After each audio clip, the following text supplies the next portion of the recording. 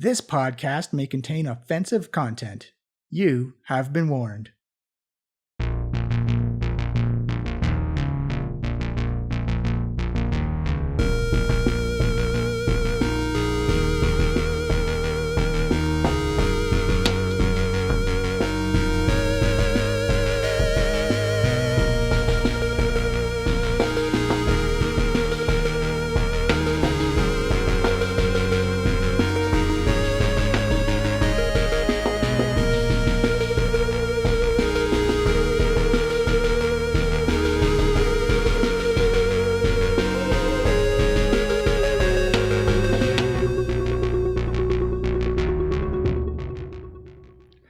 Hello everyone, and welcome to the Diecast podcast. I'm your host and DM, Johnny, and we are a live play 5th edition Dungeons & Dragons podcast currently running through Waterdeep Dragon Heist.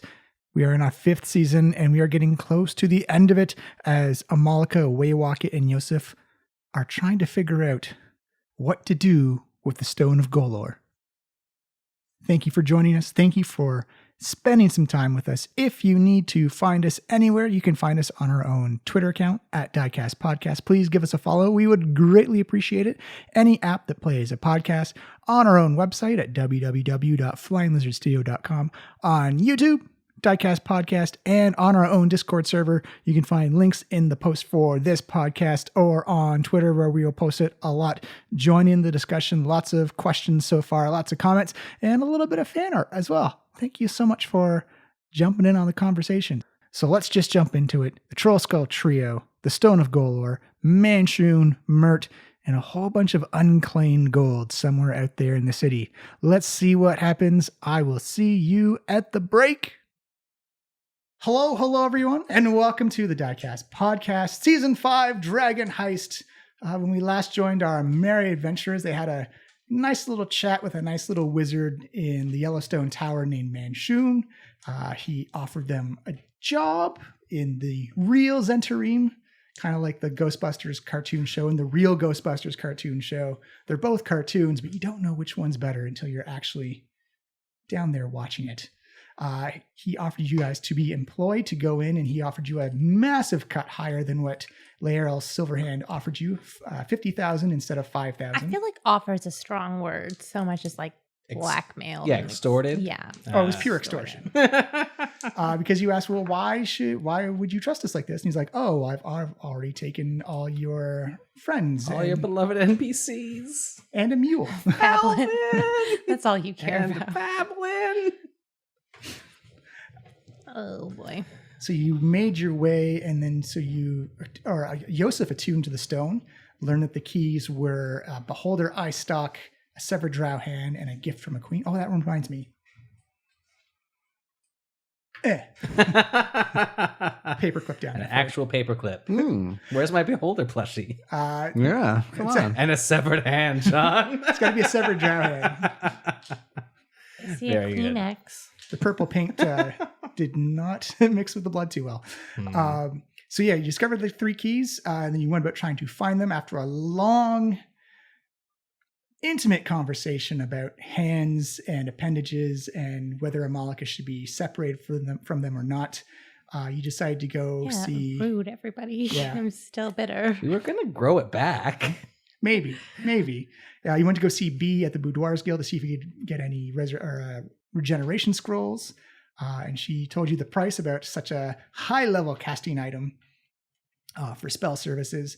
And then you decided to go talk to Jarlaxle in the meantime. But she did bestow a gift upon Yosef, knighting him the Paperclip Knight, giving him a paperclip as a gift. And you made your way to Jarlaxle, interrupting him in the morning as he was about to bed down for the day, and kind of asking him about where do you get a drow hand, and said, I have one easily for you. And it turns out he still had the body of the Dark Elf assassin just hooked to the side of his submarine underneath the eye catcher. And surprise, Uncle Daddy.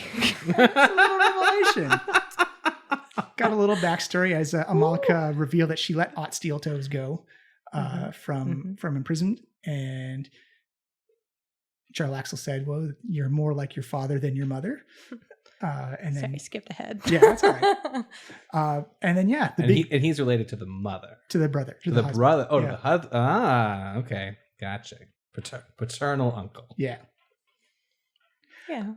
Uncle, daddy adjacent. Mhm. Uncle sexy. It's still creepy enough, Miles. Still creepy enough. Yeah. I'm very happy about I that. can objectify him as Stephanie. And I can objectify him as with Miles and Waywocket. So you got the last bits, chopping off the hand of the corpse and making your way back to the docks, where the Stone of Golor informed you that you had all three keys needed to open up the Dragon Vault, and then you were going to have a conversation with Mert. I sent Mert one of the sending scrolls. Mhm. So I'm down to 3 from the 5 he gave us initially. I said that we should meet, and then he said, I think that we should meet. You in also the villa. said Manchun is Yes. back. And he said that's not funny. Yes, he didn't believe that, and we don't really have any proof. So hopefully, we're very convincing. I mean, I am persuasive and charismatic. It's true. I also have much in the way of persuasion now, because my persuasion is now +9. Well, we can cinematically speed you as Waywocket, Cupcake Carl, Amalika, and I think that's all 4 of you. The trio of 4 go running through the streets of Water. Oh, Well, actually, I'm a little bit worried that we're being followed. okay. So I actually want to send him another scroll of sending before we go. So Waywocket cast sending again. Give me an intelligence check, please. Ooh, jeez. If someone will hold this scroll still for me, please. I'll say you can take a stop while you're doing to cast a spell. Hit. It's still fine though. It's a 13. Perfect. So yeah, so I rolled a 13. Okay. And I say back to Mert, I'm like, number 1, not joking. There is definitely an archmage following all of our moves. That's Okay. 7 words, I think, Yeah. right there. Need to go to a place we visit often. Thinking yawning portal. Look for the halfling with a scarred face. Boom. He says, "Great. I will meet you there in half an hour." Perfect. So the Yawning Portal's still in the Castle Ward, which is where Mert's villa was. So you're still heading in the same direction. All right. So number 1, that's fine. But we got to go, in case there's also eyes on the ground, I'm thinking we better go super stealthy. So let's duck into a washroom and get our disguises on. Sounds Before we go into disguise, I want to shoot off one quick pop. I'll run. We're in the streets now. Yeah. It's middle of the day. Snow and ice on the ground. All right. It's quite a crowd of traffic in the dock ward as trade and cargo is being exchanged and moved off of boats and into the city to get dispersed for trade and whatnot. So it's pretty packed city Okay, streets. I'm going to do one of my street yells. People of Waterdeep, it's me, Yosef, your hero, and my friends, the Trollskull Trio. Now, many of you may have heard of the totally untrue things that were written at us in your local rags. But I'm here to remind you that we are still heroes, and also our Winter Shield party is going to be better than ever. Can I count on your support for our Winter Shield party? Persuasion or performance, your choice. Both are the same. It is a 17. 17. You see people carrying like barrels and boxes, and some people just like having conversations as they get their heads drawn around. You see, it's not like the northern ward or the trade ward where people are wearing like fur-lined collars and stuff like that. This is very more Amalika style of like linen layers and wrappings and stuff like that. As they know what's up. Yeah. They see they give you heed, and they take some time to absorb your words, and you see some head nods and stuff like that as they seem to be swayed by your street performance. Did you see that? I got some head nods that time. I've been yelling this all day. We're a tough sell all of a sudden. Yeah, you got some real influence going on there. It's good to see. We're definitely, been smeared in the press, so it's going to be tough go of it for now. But stick to it, Yosef. I think we're going to have a great party anyway. Head of marketing, really nailing it. All right, now let's get out of view because I'm worried there's prying eyes. Yeah, you don't even need to roll to look. Amalka, with your street urchin backstreet knowledge, finds you. In fact, if you wanted to, you could go to the yawning portal through back streets and avoid everything. Get you then. That's pretty good, though. Let's do- All right, then. So we're well, I guess as we're avoiding, as we're in back streets, kind of make a check to see if we're being followed. Perception, by please. somebody. That is a 15. 15. You go looking around, you scan the rooftops, and you scan the streets. It's busy, but you can't really pick out anyone paying, aside from like the eyes that are still lingering from Yosef's street performance. There doesn't seem to be anyone who's like given like a following interest or like a, Yes, my friend. You look like you could use a drink. All right, before we get into the yawning portal here, because they know who we are there, we should go in a little bit more discreetly. Yosef. Disguise us as a god. No, not that time. That was pretty I good just though. want to point out that, like, I don't think he does discreet. Yeah, that's why he's gonna be invisible. I can do invisible. And also, But can he do quiet? well, he only has to be quiet until we sit down with Mert. Fair enough. So after you do the invisibility, can you be quiet for like 5 minutes? I don't know why, but I want the Winter Shield party to go well. Yeah. And the idea that the Winter Shield party may not go well is filling me with a funny feeling in my chest that I don't like. It's just If you we meet with realizing this that you Mert. might not be a sociopath. And That's good news. I don't know what that is. Is it a person who throws a really great party and is remembered as a hero? Because if so, I'm a sociopath. That's not what they are. If I do invisibility and I be quiet, will Mert make us heroes again? I can't promise you that one way or the other, but it's definitely not gonna hurt. But it would hurt is if we were meeting with Mert and it got back to Manchun. Because he'd kill us, is what I'm saying. That's why it would hurt. He would kill us. It would literally And then- hurt. And then there would be no party. So, go in. I'm going to look like a halfling. You guys are going to go in invisible. We'll see Mert. We'll have our meeting. You guys can talk once we're sitting down with Mert. Because then, whatever. We're just in a booth. It's loud in there. No one will notice that 2 disembodied voices are coming out from spaces near me. It's fine. And if they do, I'll say it's gas.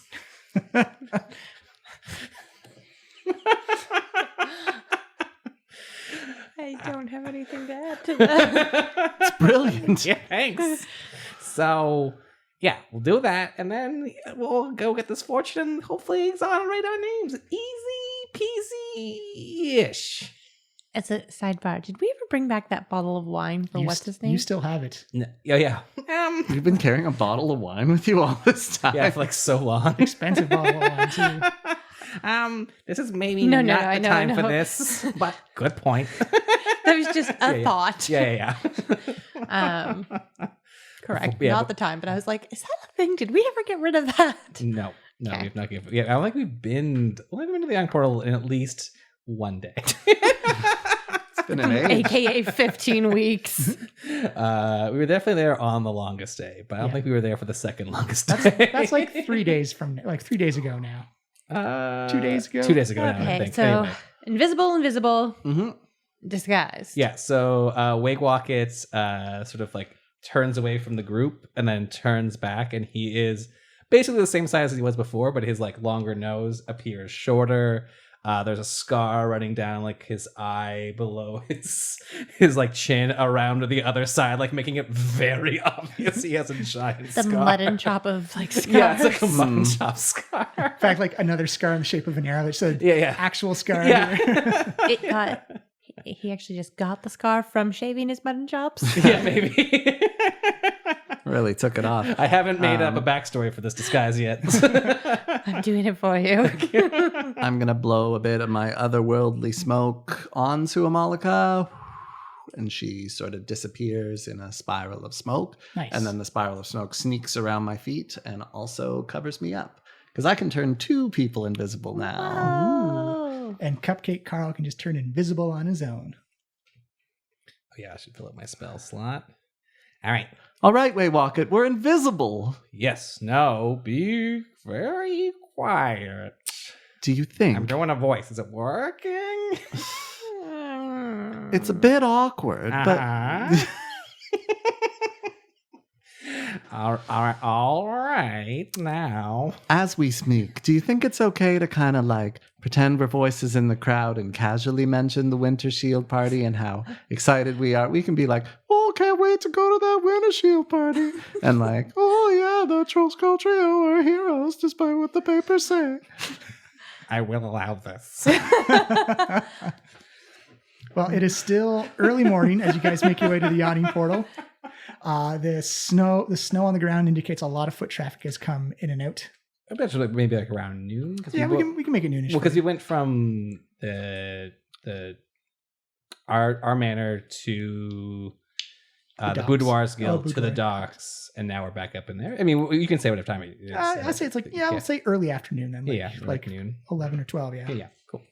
But yeah, it looks like the yawning portal does have a significant amount of foot traffic in front of it as you bust open the door, I guess stealthily open the door. Yeah, I open the door and I assume, like, I open it really long time, like, yeah, imagine that someone's like, close the door, you're letting me air, and I'm like, it's actually, you actually feel kind of like that magical temperature control. So it's like a warm 22 degrees in there as everyone's kind of like jackets off and stuff like that.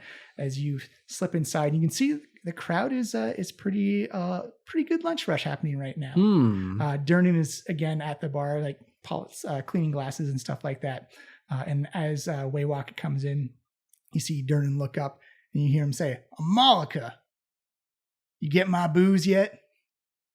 I don't know what you're talking about, sir. That Trollskull Trio, they're the real deal, and by that I mean they're not criminals. Oh, that was some gas.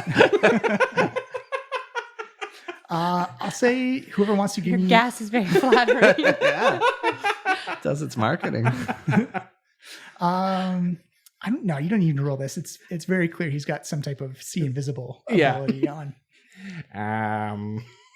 Malika kind of just like, I mean, she's invisible. Wait, do I have to be really close to you? No, or you could pass it to me if you want. You can the range is only for casting. You can go as far away. Oh, as you okay. want. So Malika just passes the booze to Waywalk, and it's just like, invisible? get rid of this. Just give it to him. Okay. Miserable.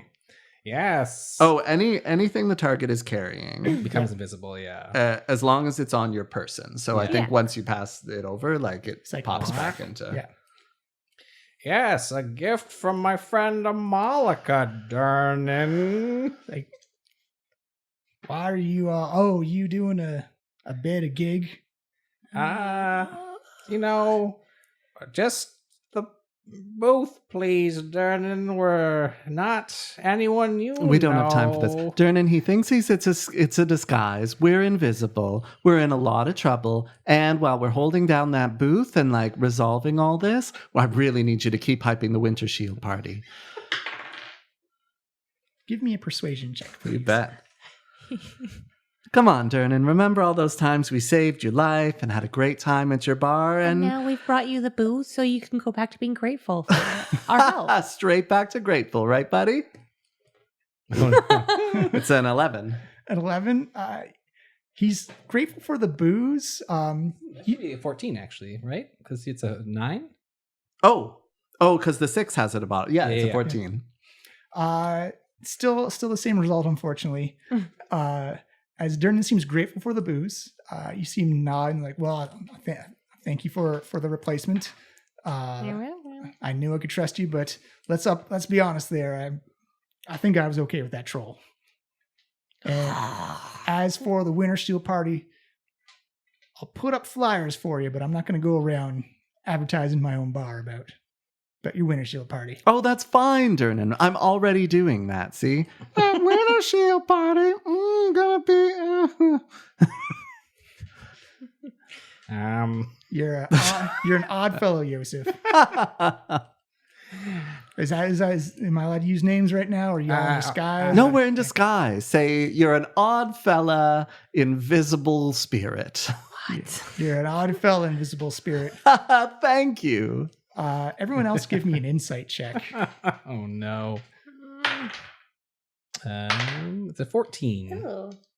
19. Amalika and Waywalker, you can clearly see the other patrons at the bar looking at Durnan having a conversation with a halfling and kind of just blank air, but there's responses happening and there's enough of a conversation happening that you can see them kind of like shuffling down the side of the bar, giving yourself some ample space and room. Remember when you thought this was a good idea? Well, going to find our favorite booth now. I somehow think this is less discreet than us just walking in here. Well, stop talking. I didn't start it. Give me a perception check. It's a 6. 6. It looks like a pretty good lunch rush happening right now. You can't spot Mert anywhere at the moment. I'll do a casual lap of the yawning portal. Well, there's like 3 or 4 floors. Oh, as well. yikes. Yeah. So you don't spot them on the bottom floor. You make your way up, kind of looks like the Globe Theater from Shakespearean times. Kind of as you make your way up the outer rings of the yawning portal, and when you get to like about the 4th or 5th floor, that's when you do notice the big kind of like Santa Claus cherry cheeks, kind of round face, and blonde beard and hair, kind of like the flop over hat.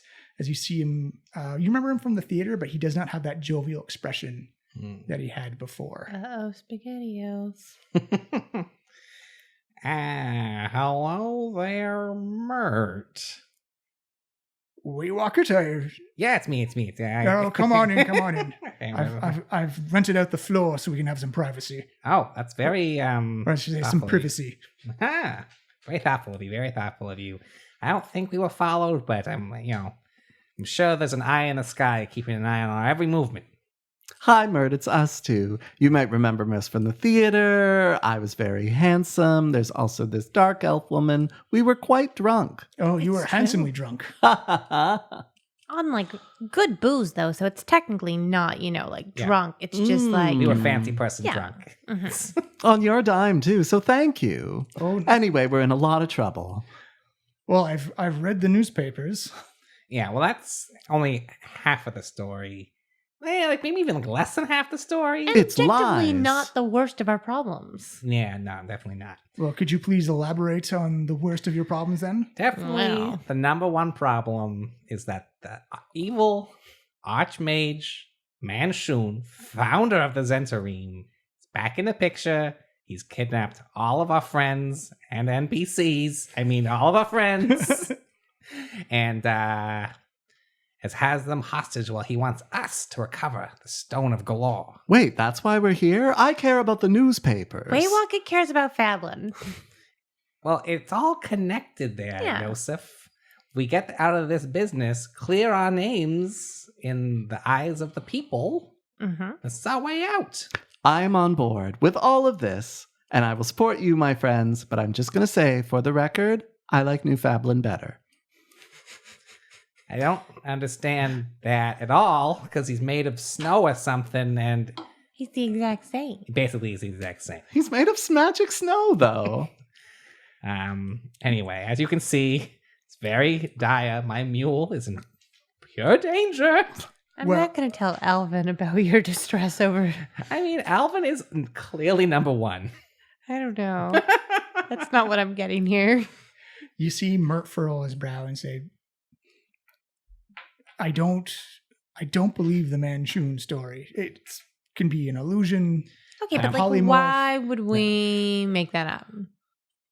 to sound alarmist. Maybe you don't fully understand what happened. I mean, the Excuse? best wizards and assassins were sent out to kill the clones, and they all came back and said, "Mission accomplished." Yeah. Do you not think that maybe then they were liars? They were the best in the world at what they did. Maybe So, they're the all best we at the know world at is- lying.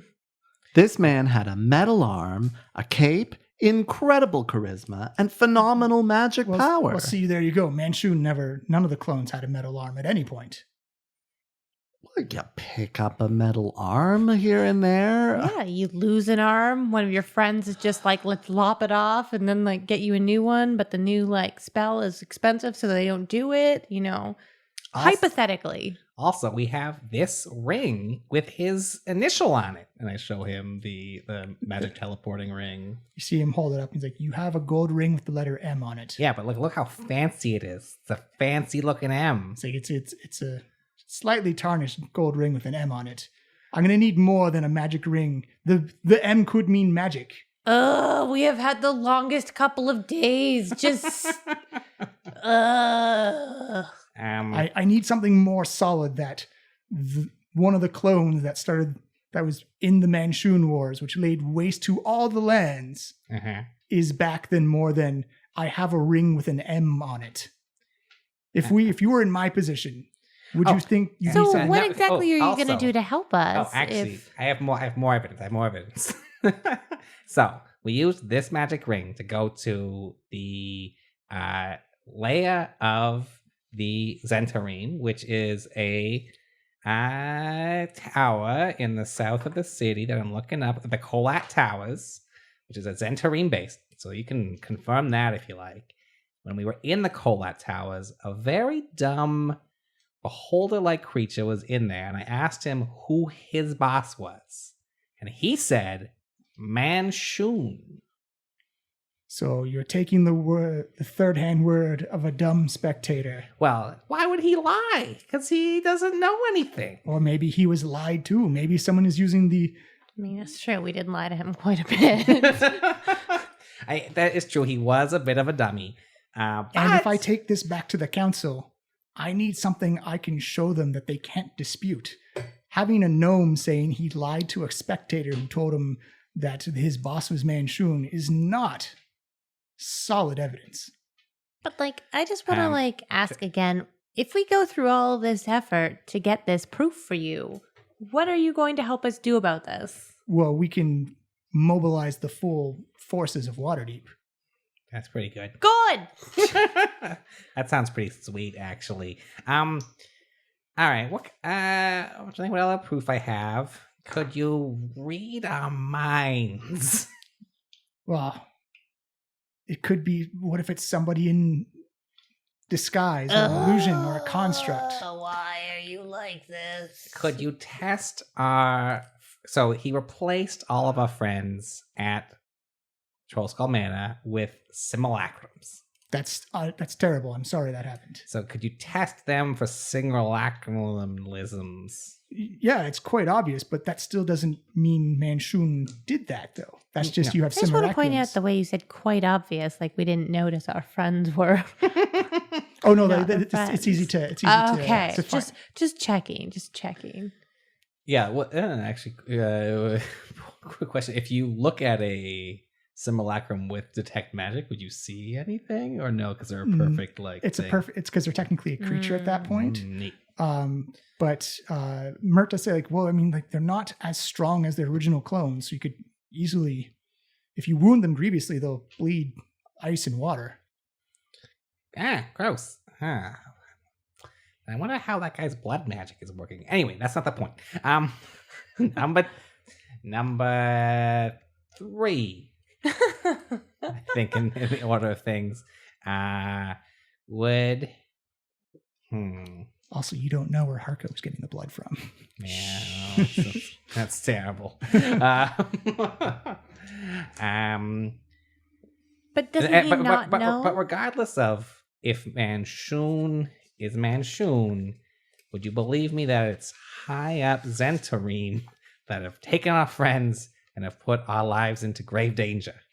Well, that we can do, but that's like a city watch affair. And They are not our fans at the moment. And I think that's where the problems come in, because if it's just basic kidnapping crime, that's not in the Harper's purview. We're here to stop imbalances of powers and stop tyrants from achieving power. If you can show me and prove to me that Manchun is actually back and we have had all the assassins and all the trained wizards come back and confirm that Manchun was dead when they went out to kill their various clones. They've got a lot more clout than you three have. Fair. I mean, you worked with those guys presumably for a long time. We're brand new employees. We've only really known you, we met you 4 days ago, so... And I still have yet to, well, I mean, I guess the information about Kolat Towers is very good. Yeah. Also, more information about the Zentarim. Just so you can check out that we are not liars. Also, they have a base in the villa, Grandhund Villa. The Grandhunds almost certainly are neck deep in shenanigans. Manchunigan Zarenes. That's a complicated name. Well, you know about the but being associated with the Zentarim does not mean Manchun is back. No, but I'm just telling. Well, because there's the two divisions between the Havel's Zentarim and what Manchun called the real Zentarim. Just so you know, giving you more information. You see Mert kind of take an exasperated gasp and just kind of like dabs his slightly sweaty forehead. He says, "You're not giving me a lot to work with. I need something solid, something we can prove, something we can show, something we can demonstrate." What did you have in mind? Anything that I could present, like a third-party witness who is intimate. It's just something that proves Manchun is... Oh, why'd he have to... Well, so there's a dead body. He killed a cultist of Bane up in the North Ward? The Castle Ward. Castle Ward? Was it the Castle Ward? The Yellowstone Tower. Yes. I thought it was in the Field Ward now? No, Yellowstone was in Castle Ward. Okay. Yeah, so that's where he was killed. If you talk to his ghost, he might be able to tell you that Manchun killed him. True. Give me a persuasion check. That is a 20. Ooh. Nice. You see... Very persuasive. You see Mert say, "All right, but you're going to show me this body. I'm going to get a scroll, and we're going to do this together." So... I don't know. I can pay for the scroll. You don't have to worry about that. Well, that's great. I am not that liquid right now. But also, I don't know. I mean, I don't know if the City Watch has his body yet. We could... Well, tell me, did you leave it in a state where the City Watch would know about it, or... No. I think we just kind of fled into the night. I think that too. And yeah, if I recall correctly. And how long ago was this? Only last night. So he's probably let's go right now. Lead me there. That sounds good. All right. Do you have to pay off a tab? Or, you know what? Donna knows where you live. Do you even drink anything? No. No drinks were had, actually. Just rented at the top floor. So you guys going to stay invisible in disguise? We might as well stay invisible in disguise. Sure. Yeah. You see Mert come walking out and puts on his big lavish kind of like this orange and yellow furred collared jacket. Looks very ostentatious and very kind of like more, "Hey, look at me, how rich I am" type of gear. He says, "All right, lead the way." And you can see kind of his cheeks are a little bit rosier in the cold. Yep. And you know the way to Malka, right? Yeah, let's get going. Yeah, you're going to take Mert through the back streets. Mm-hmm.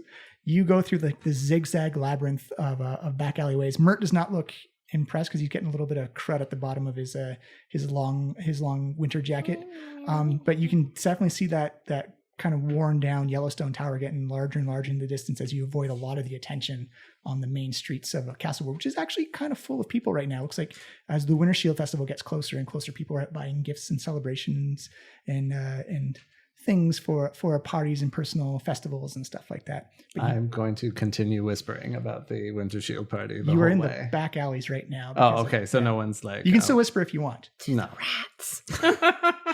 Do we want more I'm rats? not talking to them.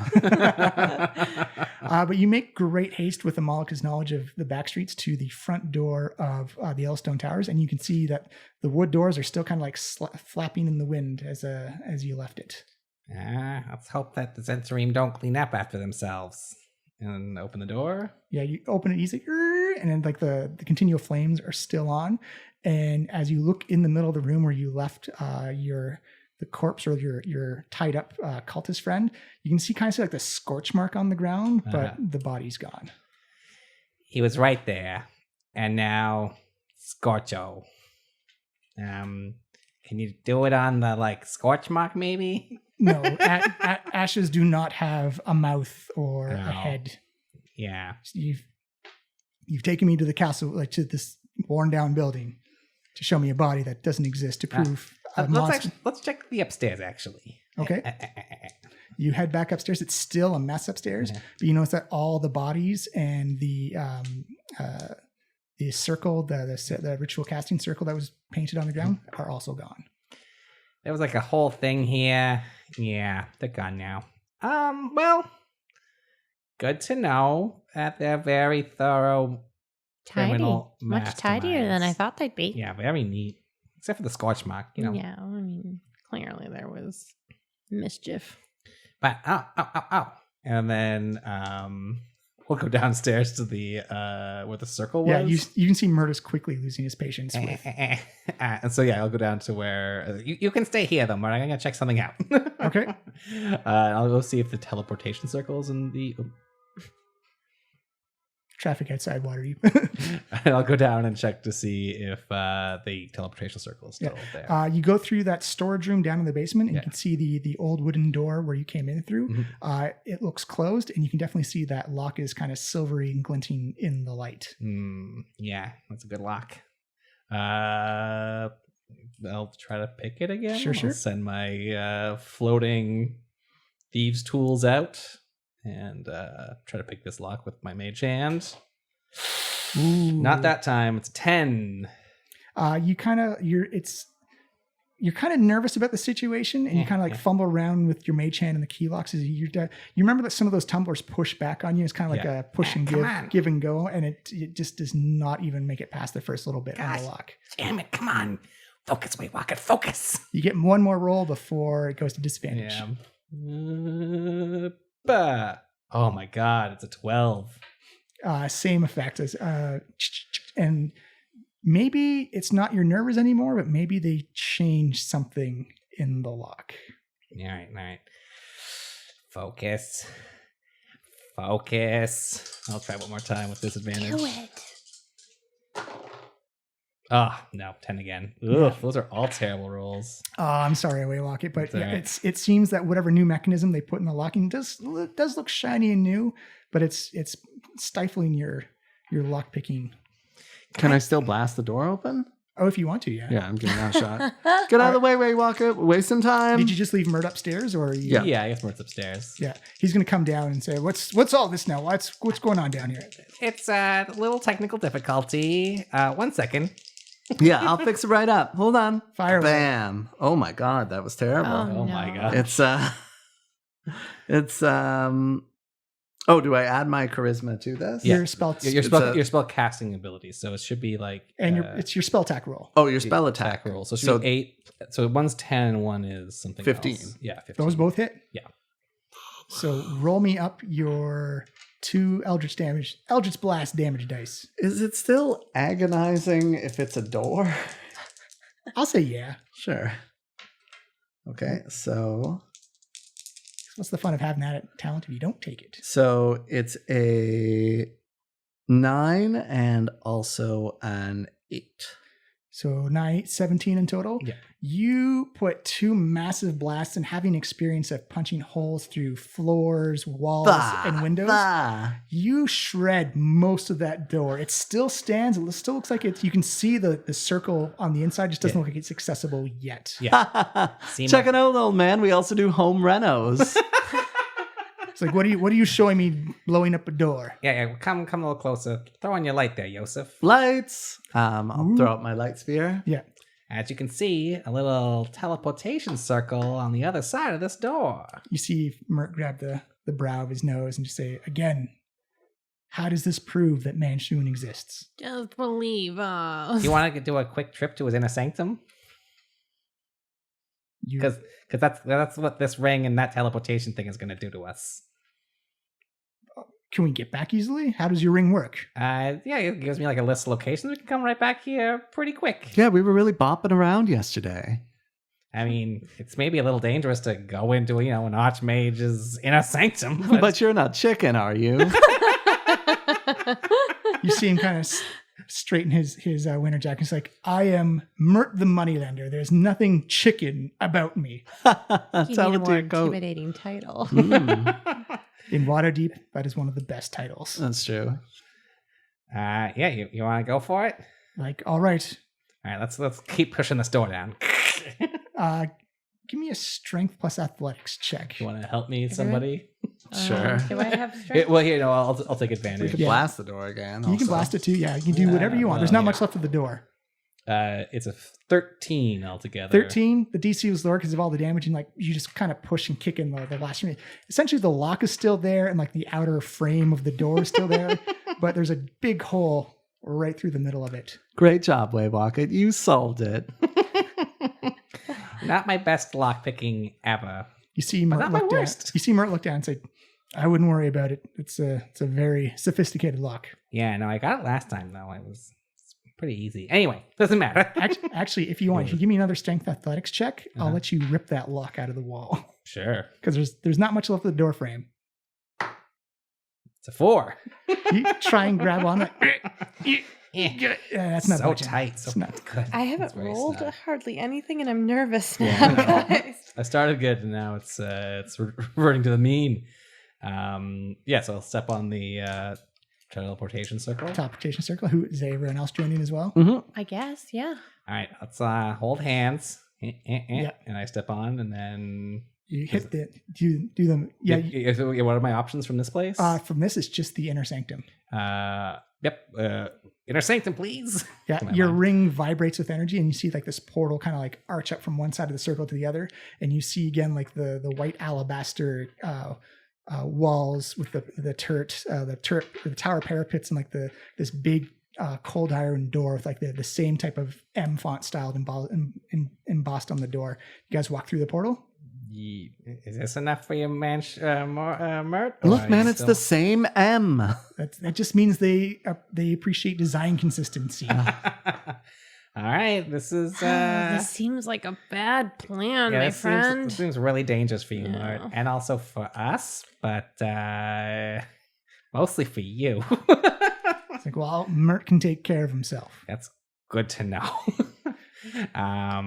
Let's do it. We should do something about our design consistency. It would improve our branding. You keep that in the back That's- of your mind. that's for a tomorrow later. problem. Yeah. Tomorrow problems, tomorrow.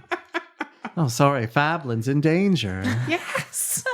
And Alvin and Martin. I keep forgetting about those guys. Wait, is Liff like?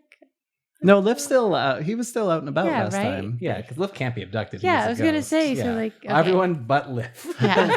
I'll say you can give me if you can. Yeah, just give me a basic intelligence check. Sure. It's a 10. That's- No, it's a 9 actually. Say for everyone else as well. Ugh, this Get is stuff bad in the rolling. game roll, Oh, the no. dice rolling game tonight. It's 10 for me. 10's Oh, there perfect. we go. Wait, what's in? Oh nope. I was gonna say this is so good, and then I have a -1, but it's 16. That's still so. Amalka and Yosef, you remember? You kind of get the impression that it's hard to abduct something that you don't know that's there. Ooh, good point.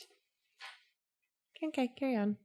All right, so you all walk through and you're surrounded by that purplish reddish maelstrom and kind of like that box cube thing. And you can see Mert's eyes kind of like light up, and he's like, all right, Waywalker, I'm starting to believe you a little bit more now." Oh, now that we're in the inner sanctum and in danger, great. Well, it's better than just saying he's back. And again, this doesn't necessarily prove. Anything, yeah. So we're now just outside their gate. Yeah, and you do look Yeah. over and you see that shadowy figure in the window again, and you hear something, the sending spell happen in your head. Waywalk says, "Oh, you've brought a friend for us, I see. Shall I summon the master?" I think this guy is lost. We're a little bit lost. Is Manchun in?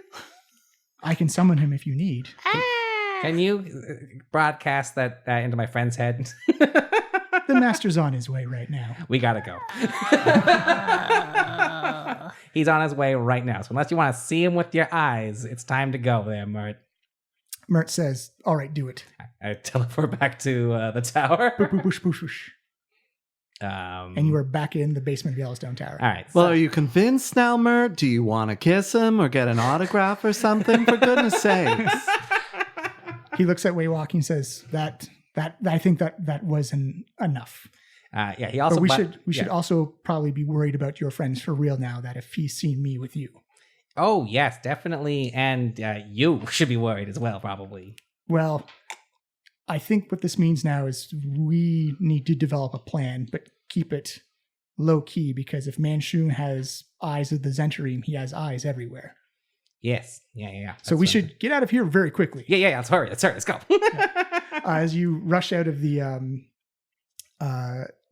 tower, as you go like kind of like that rosy cheek huffing, puffing speed walk down the street, you actually look back and you can see the purple starry robe come up and kind of looks out the door at you, and you actually see like the face of Manchun kind of like giving you all dagger eyes. That's a terrible plan.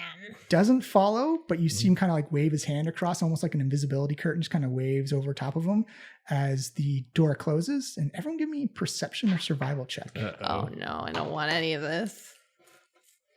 Or insight if you wish as well. Yeah. No. I got 19 on perception. Perception, math, 12. 12. It's an 11. Waywalk it, you notice that no footsteps come out from the door. You get the feeling he just turned invisible and closed the door. Yeah. He's not following us? Not following. Yeah. Or at least that's your impression. Okay. Well, we are now definitely in the end game. So we got to go get this horde right now. Mert, when you think of a plan, we're going to go get what he wants. And he says, well, I'm going to head to the city council right now, the masked lords of Waterdeep, and we're going to mobilize and invade the Kolot Towers. I mean, you also... Wait, would he work with Uncle Daddy? Is that a thing he would do? Yeah, I mean, we could use all the help we can get. You might as well propose it. Are you saying that out loud, or this is me asking, and then we can, to propose it. Yeah, totally. We should totally mention this. I think anyway. Definitely. All right, just so you're up to speed, Yosef. What I told, I was about to call you just Miles. Waywalk it is Garlaxle's my uncle. Let's not get into it right now. You see Mert immediately like, what? Yes, to you. Maybe go get him and tell him I sent you while we go do this. I thought it was pretty obvious he was your uncle. My question was, did you bang him? I hate it. We don't do that on this continent between family. We all just took 6 points of shame damage. not actually. Just it doesn't matter because my soul is like just permanently dead. Not according to what B says. I'm telling you, people. Well, yes. I don't have a good response to that. Mert, please ignore him. And if you would like the additional help, go talk to... So Mert says, well, I'm going to the city council right now, and we're mobilizing against the Cobalt Towers. All right. We might just encase a whole bunch of... If you're going to involve Jarlaxle and the Bragandarth, who they will be good at whatever they do, I would just be very distrustful of their motives and intentions. I mean, they are murderous pirates, after all. I've been looking for a little bit of legitimacy these days. You didn't see this guy, Mert. He was pirates. They're murderous pirates that I'm related to now. Yeah. Mm-hmm. She's like their princess or something. If you're looking for some backup, I'm just saying there's some extra backup. Well, that's something you're going to have to arrange because we have to mobilize the mages right now. All right. So part of like the longest day, part 12,000. Yeah. Just booking it all over town. Fine. You did skip a whole chapter. It's true. Do we want to stop there quickly, or do we... are we going straight to the graveyard? Let's bring everybody in on this. Yeah, well, why don't we go to the graveyard, do this part now, and then I can send him a sending scroll later, if it's a thing. All right, so you head into the City of the Dead. I think it's time for the City of the Dead. Let's open this vault door. All right, you head to the Brandath family tomb in the City of the Dead. This is a place, a Malika. I don't know how much time you'd spend here, but it's essentially a graveyard city. It's not as ominous as it sounds. It's just a large swath of. I mean, I like cemeteries. Yeah, it's as a person that's not a Malika, so I'm into this. Before this happens, though, like, do we have time for a short rest in between? If you want, yeah, absolutely. Do we need one? We have everything, don't we? Well, I could recover like a spell slot, which would be handy. That would be handy for you for sure. So let's maybe like stop in for some lunch or something. Yeah, we can do that, and then why don't you send the message and then have them meet while we do that? I don't know exactly what I want the Briganders to do yet. That's why I was thinking of later when I have a better idea of like what help they'll provide. Cool. Well, you do know. Yeah, we could have a break. Well, we go to the City of the Dead. And we'll like sit and like look around and. Well, we're at an hour right now, so we can take a real life break. You can figure this out as you take it. Many breaks within breaks. So meta. All right, as we come back, possibly the Vault of the Dragons is next. Oh my.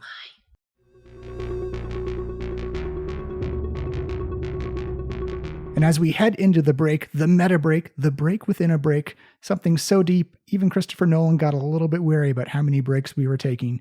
We're either violating some union laws or some laws of reality. We don't know. Inception was a confusing movie to some people. We hope everyone's been enjoying the show so far as the Trollskull Trio get closer and closer to the Vault of Dragons. We've just a couple of things to go over before we get you right back into the show. The first one, the big one, is we are getting close to the end of the season, which means if you have any questions for our roundtable, we have hopefully answers for you. So if you wish to ask us a question, just head over to Twitter at Diecast Podcast and use the hashtag Trollskull Trio. Ask us any questions you want, and we'll do our best to answer them. You can also head to our Discord server with links on this post and on Twitter. And there's a little section to ask questions there as well. Just post it there and we will answer them for you and just post them on the Roundtable Show and just have a good old general fun time talking about the previous season. The second one is, of course, September is getting closer and closer. Why does time keep crawling forward? It felt like it was months and months ago, and now it's just a couple of months away. The Unconventional Gaming Convention, the gaming con for inclusivity and representation, is happening in Peterborough, September 14th. You can go to their website at uncon.ca or at their Twitter account, UnconGamingPTBO, to get all the information on times, places, location, who's running a game, what type of games are going to be there. It's going to be a rad and awesome time in their second year. You'll be find out who the vendors are to sell dice and trinkets and dice bags and whatnot. It is going to be an awesome, great time. I will be running a game this year. Brendan will be there this year as well. It will be a great fun time. We hope to see you there. There's also a brunch on Sunday that you can buy tickets for. That'll be a lot of fun as well, as everyone gets to hang out and meet and just have some cool waffles and pancakes and whatever you're into in breakfast time. And just talk Dungeons and Dragons, talk RPGs, talk gaming. Just have a great fun time. I can't recommend it enough. Ontario is awesome at the end of summer, start of fall. And Peterborough is a great place to be in September. Hope to see you there. And the final bit is, of course, our friends over I Rolled a 4 podcast. They are also running Waterdeep Dragon Heist. They are going through their campaign quite funny, quite successfully. I have been enjoying it a lot. I highly recommend you check them out. You can find them on Twitter at IRAF podcast or I Rolled a 4 podcast. Please subscribe. Please give a listen. They are giving they do their own spin on Waterdeep as most other people do. So it's a really cool story. I encourage you to check it out and, just support the gaming community in general. It is a fun, cool, awesome podcast. They are cool, awesome people.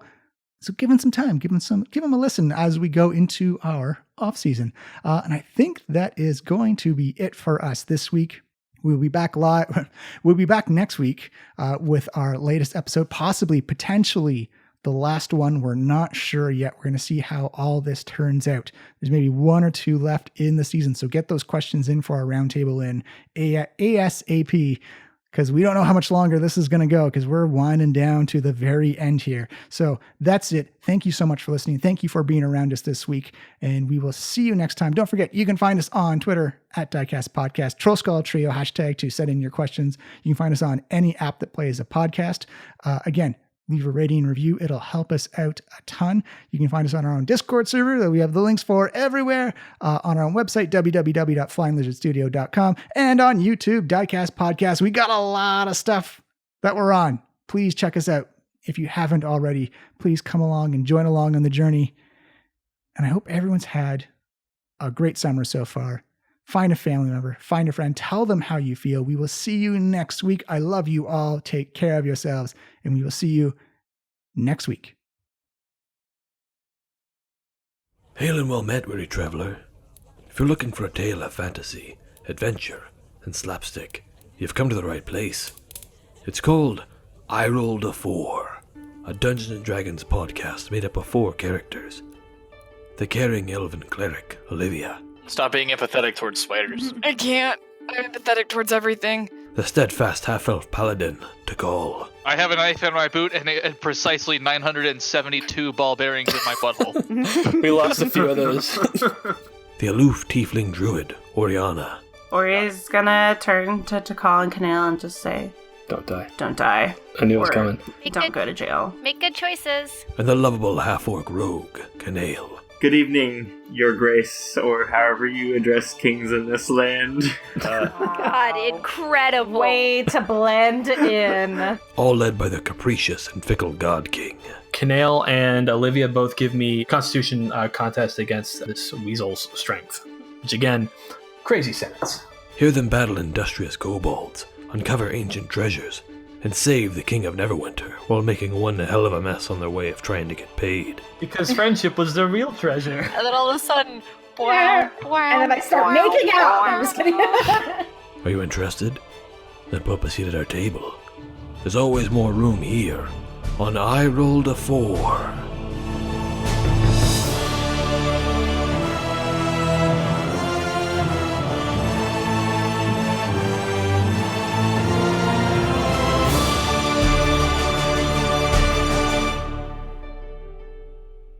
Available basically anywhere you can get podcasts. Check us out at IRAF Podcast on Twitter or on Facebook for screenshots, character art, and pictures of our pets.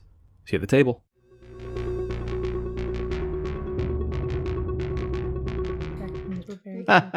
The real treasure is the cake we ate along the way. So, we can see you take your small rest in a small bakery or That delicatessen. feels like cannibalism, given that Carl is currently a cupcake. I'm also made of magic, so it's not really the same. I'm okay with it. I feel Also, if we crack this bulb, I propose we eat Carl to celebrate. Hooray! I don't feel good about that. Yeah. I'm delicious. I'm not good for you, but I taste great. 30% jelly beans, Why don't folks. we just buy cupcakes? I refuse to eat any of my friends ever. And that's Yeah. one thing that, Yosef, I know you're from this magical cult and we should respect all cultures, but I'm really concerned about where you're from. Number one, eating your friends is not a thing that we do here on the South Coast. Sexualizing your relatives. Banging your relatives, number two. And also, the thing they said about murdering your parents and don't ask questions about your dead parents is also like a super red flag. Ask questions. Yeah, definitely ask a lot of questions because I'm pretty sure they killed your parents. You know, my religion doesn't really have many rules, but rule number 1 is don't ask about your parents. Well, yeah, that's you're in a cult. Super Is the second suspicious. rule? They carved it on the temple. Also, eating your friends, that's just being like environmentally responsible. Right? See, Carl gets it. And also hear that, Carl? He called you a friend. Oh. Carl's circle is expanding. I mean, First of all, yes, Carl, you're super lovely. Every morning I greet you with such a warm manner. Because I think every morning, every 2 mornings. the 2 mornings I've known you. I've known you for 3 days, going on 3 days. You've actually now. known me less as my actual form and more in like pizza cupcake form. Okay, Yeah, but and like the point being is like we didn't eat you as pizza, Carl. No. I wouldn't have minded as long as Yosef agreed to it. Yeah, but like that's weird. One, Yeah. Yosef should not be any of our moral compasses, including yours. And Well, I got to do whatever he says. True, and understandable, but also let's just leave it at we don't want to eat Carl. And look into the death of your parents. Number one, definitely ask about that. Okay, now let's go open this vault. All right, so you make your way to the city of the dead, which is almost kind of like Central Park, where it's all the trees are bare of their leaves. So it's this rolling hill, like tombstones and vaults and whatnot that pop up out of the ground. And it's actually got quite a fair amount of people just paying their respects to family members and friends, or people just enjoying a nice stroll through a legitimately beautiful part of Waterdeep on the east side. It's kind of like almost like a not jovial, but a happy upper atmosphere, or like Mount Pleasant Cemetery. Yeah, exactly. As it's easy to find your way to the Brandath family tomb, and it's kind of like the Hobbiton, where it's kind of like this tomb that's embedded into the side of a small hill, and you see like this giant oak tree that grows up. Looks like it's been growing for at least 100 years. All the leaves have gone. It's just the bare skeleton branches with a couple of other trees that kind of scatter around going down the backside of the hill, as you clearly see in like that kind of Roman column and arch and arch style.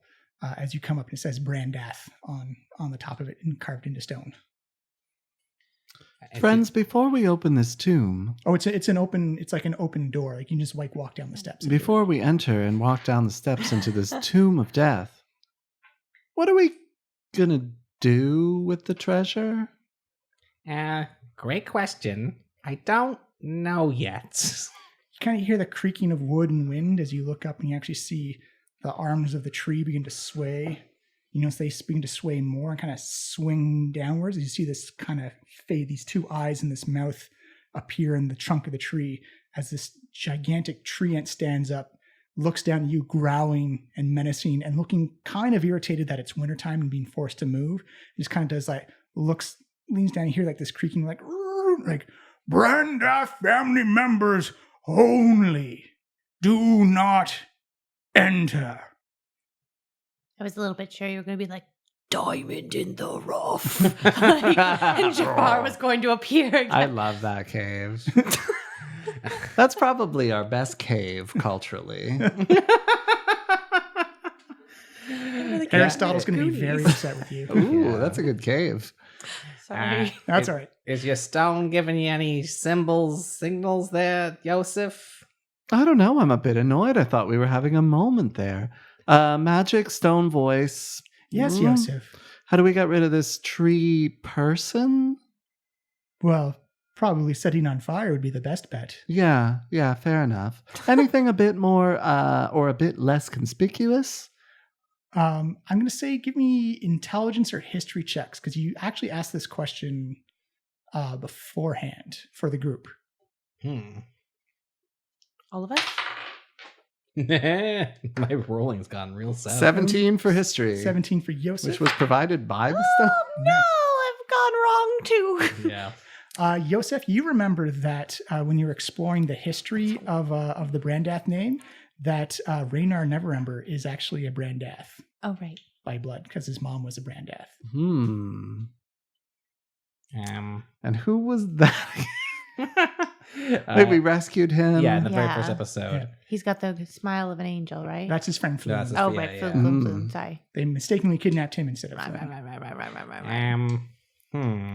We're good friends with Raynar. We want to pay family members only. As he kind of like not in an aggressive way, but kind of like just swings his arm down. You hear like this kind of weight of like whoo as branches come. Well, can you disguise yourself? We're as good as family, and we have this special stone. Maybe show them the stone there, Yosef. Look, we got this stone. Family members only. I detect no Brandaths at the entrance to the tomb. I detect a lot of sass out of you, Tree. And I'm telling you that we are famous and dangerous heroes. Or famous and dangerous criminals, depending on who you talk to. Okay, as soon as you say criminals, you see him kind of lift one of his branchy arms into the air. As you can see, 3 trees behind him begin to animate and begin to slowly thump and walk forward. Well, do we want to... Are we going to cheese it? Or are we just going to go get Raynar? Yes. No, Raynar? Yeah, it's not too far away. Why don't we just run into the tomb? Yeah, let's book it. You booking it into the tomb? Sure, Yeah. I guess. Yeah. That seems to be the plan now. Let's see how this goes. All right. Oh, so no. everyone's going to get an attack of opportunity from a treant. Oh, no. Can I take disengage? You can take disengage. Ooh. Can we all take disengage as our action and then just move? Yes, you absolutely Okay. can. Yeah. We disengage. We run for it. I feel like that's the theme, is just like getting out of fights. Trees can't go inside. Well, way to jinx it. All right, everyone comes running inside, and who's going? What's the marching order inside? I'll take the lead. All right, Waywalk it. As you come inside, you put your foot down on the very first step that descends inside, and you can see these runes erupt on the ground. I'm going to need everybody to give me a dexterity save, Wow. Is please. that the D20? Yeah, still? D20. Woof, 4. Oof. Oh, no, Oh, I'm not nervous. so bad. Oh, okay. What's dexterity? 3. 19. 17 for Waywalk it. And 4 for Yosef. 4 for Yosef. 19. 19. 17. Right. Once let me do math. 10, 12, 16, Oof. 21. What? So Yosef, you're taking 21 fire damage. Oh, Oh, Everyone you're else- fine. You've got 12,000. Everyone's taking. I don't have 12,000. Everyone else is taking That's like 10 half fire my damage. health. And Carl is immune to fire, so I believe he's immune to fire. Oh, probably. 10. Wait, I don't have mage armor on still, right? No, you have to recast that. Yeah. As you see a glyph of warding on the step go kaboom! Ow! Did you just say Damn you, trees! All right. Well, that was unpleasant. Let me take a quick snoop around for more traps. Carl is immune to fire. As you come in, give me a perception check. Yeah. Oh, that's- How about I give you an assistance on a perception check? Sure. Because you are better at it than I am. Am I? Molly. Oh, I guess I am. Yeah, you are for sure. So that's advantage, right? yeah. Learning. It's near the end of the campaign and I'm starting to learn. Oh, fuck off. 15. 15? It doesn't look like, you look around, you see that there's you're kind of like this, almost like pre-chamber. There's 4 coffins that have been, that are on display. You don't see any traps. You think that the glyph of warding on that first step was probably combined with the trance is kind of like the big keep out. Right. Should I light this space or is it lit enough? It's lit from the outside. Right. And you do notice that there's a secondary stairs that go down another level. Okay. Well, is your stone giving you any tingle? Stone, where do we go? And also, let us know about any traps. Oh, I don't know about the defenses of this place. I only know the location and the keys. All right, show us where to go. I've shown you the location. This is where the vault is. I think we're on our own at this point. Fair enough. All right, let's go down slowly. Would carefulness. detect Carl? magic Oh, yeah. work? Oh, for- yes, Absolutely. please. Cool. So Amalika is going to use detect magic. Poof. As you again do that Arkham Knight detective vision. Whoop. So for everybody else, it's the light kind of like dims and gets darker and darker. You've all got dark vision as you go further down. There's no lights down here, but you can see the outlines of coffins and sarcophaguses and like little statues of like who was once there. It goes kind of like in a straight line, then it dog legs off to the right. And Amalika, 2 things jump out right away to you. The first one is the wall at the far end. To Yosef and Waywalk it looks like it's like a collapsed stone wall. But to Amalika, like that's pure illusionary magic. You can also see that there is a coffin that's next to the illusionary wall. And you can see it's got holes in it. The coffin itself isn't magical, but there's a bright glowing blue light coming from inside the coffin. Yeah, that detect magic's really paying off. Yeah. Underrated spell. So yeah, guys, like there's something over there. Amalika points to the back wall, and the coffin beside it. There's something glowing in it, and I think we might need to go into there somehow. Yeah, I mean, so that rubble is an illusion? Yeah. Oh. It's full of lies. It looks great. Yeah, good work. I mean, it makes sense that such an upkept crypt wouldn't have such a thing. But I'm curious what's in that grave robin's not usually my style, but a lot of today is not my style. Yeah, the more you think about it, it's very clean. Like a dwarf would love this place. It's very clean cut, sharp corners of stone, and then kind of like this like collapsed side of the wall at the end of this hallway. Yeah, there might be an item in there that we might need later. So I think just take a little peek. Okay, what kind of magic is it? Do you think? Oh, I don't know. You can't tell from the thing. You can only see the glow of it. You can't see what type of magic it is. Fair enough. Can I apply a healing hand to myself? Absolutely. Yeah. But what's the difference between my healing hands and my healing lights? I believe one is a racial feature. The healing hands is a racial feature that you get recharged after a long rest, and I believe you get as many hit points as your level is. Oh, sweet. Okay. So you get 5 hit points back from your healing hands. Your healing light is that pool of D6s that you have. Mm-hmm. You have 6 of those right now. And how many healing hands do I have? Still my original 2? Healing hands, no, you just have you have 5 points of healing that you can cast on. Yeah, so you can do like 1, you can do 4, you can do like 2 and 3. Yeah, or actually maybe it might just be that it's one touch and you just get all 5. I think it might be that. We'll check. I'm going to do that now. Yeah, you might as well. That's a totally good heal to do now. Yeah. And as you get closer to the coffin with the holes in it, you can do notice like it's kind of like there's something inside kind of like shaking and vibrating. You notice like all the other coffins have dust on them, but the dust on this coffin hasn't had a chance to settle yet. It looks like it's kind of like bumping and thumping around a little bit. Something is in there.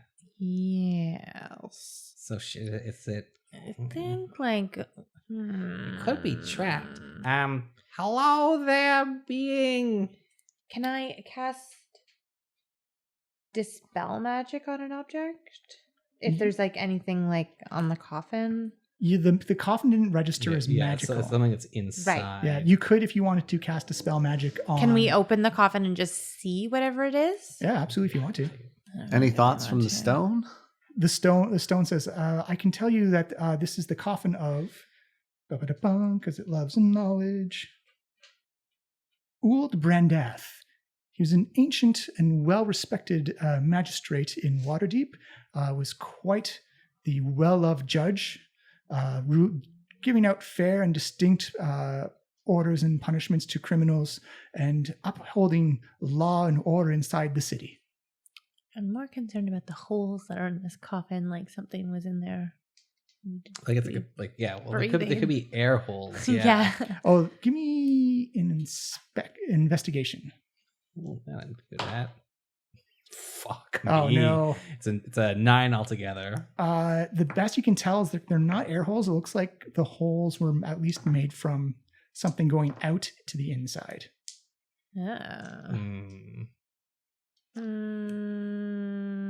Yeah, this could be just a spike trap. Could be. I'm worried that you said he was a fair judge. He might.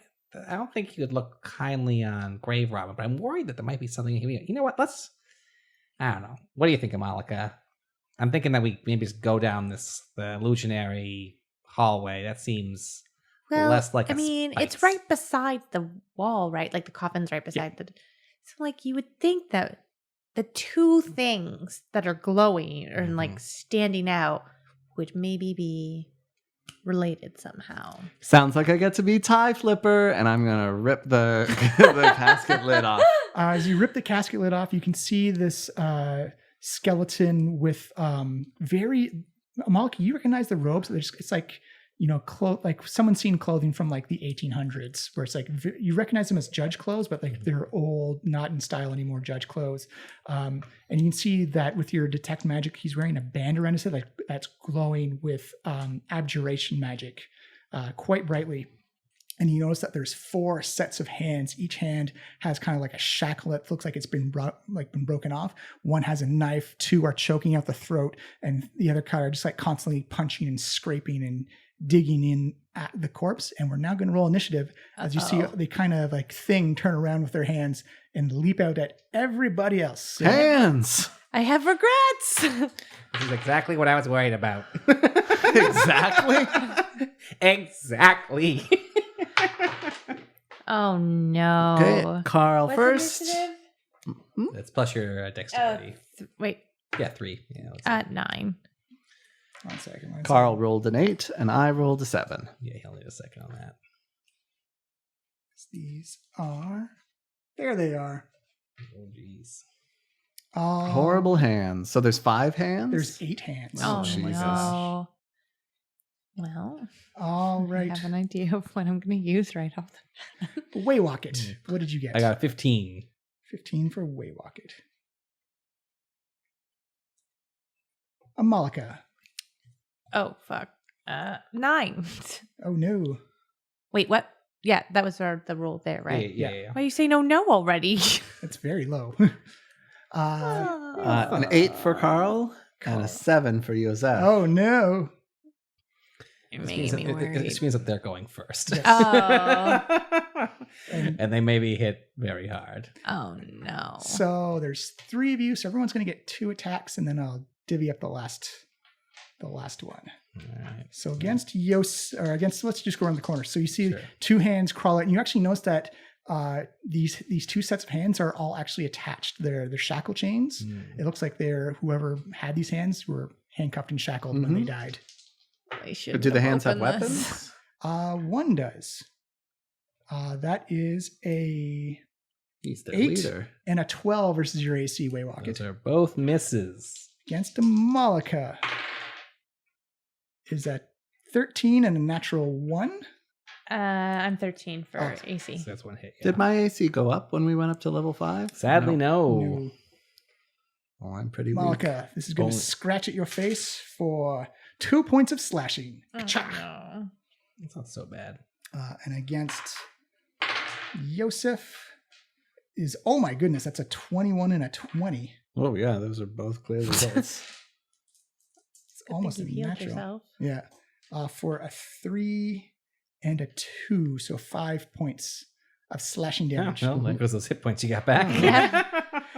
And we'll say 1 against Waywocket, 1 against Yosef. That is a 16 versus Waywocket. That is a push. Ooh, and against Yosef is an 11. That's a push 2, right? Yeah, which is it counts as a hit, Ooh. sadly. So 2 points against Waywocket. That's 1 point I'll use on Canny Dodge. And 2 points versus Yosef. You see like these hands just fly out. Awful. Waywocket, you are next. Gosh darn it. I assume I have sneak attack as all my allies are adjacent to me. Yeah. I will slash at my rapier, pull it out, and slash at the hands. It is a 17 to hit. That is a hit. Yeah, I thought it might be.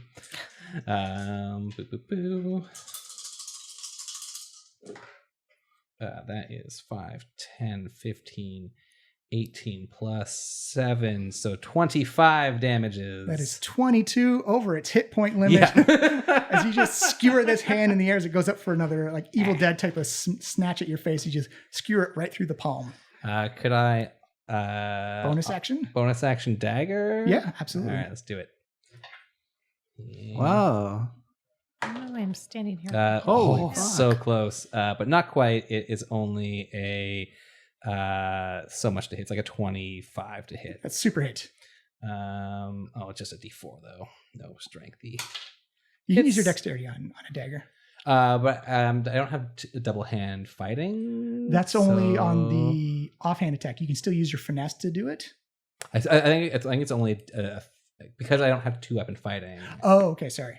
So it's 3 points of damage. You skewer through with it. You just slash away as the other hand tries to jump at you. 2 shackled hands drop to the ground. Yeah. They have very little hit points. Amalika, it is your go. Oh, so these aren't so bad. No, and there's 6 left. These are so bad. Yeah. Let's see. I feel like I haven't used any cantrips for a while.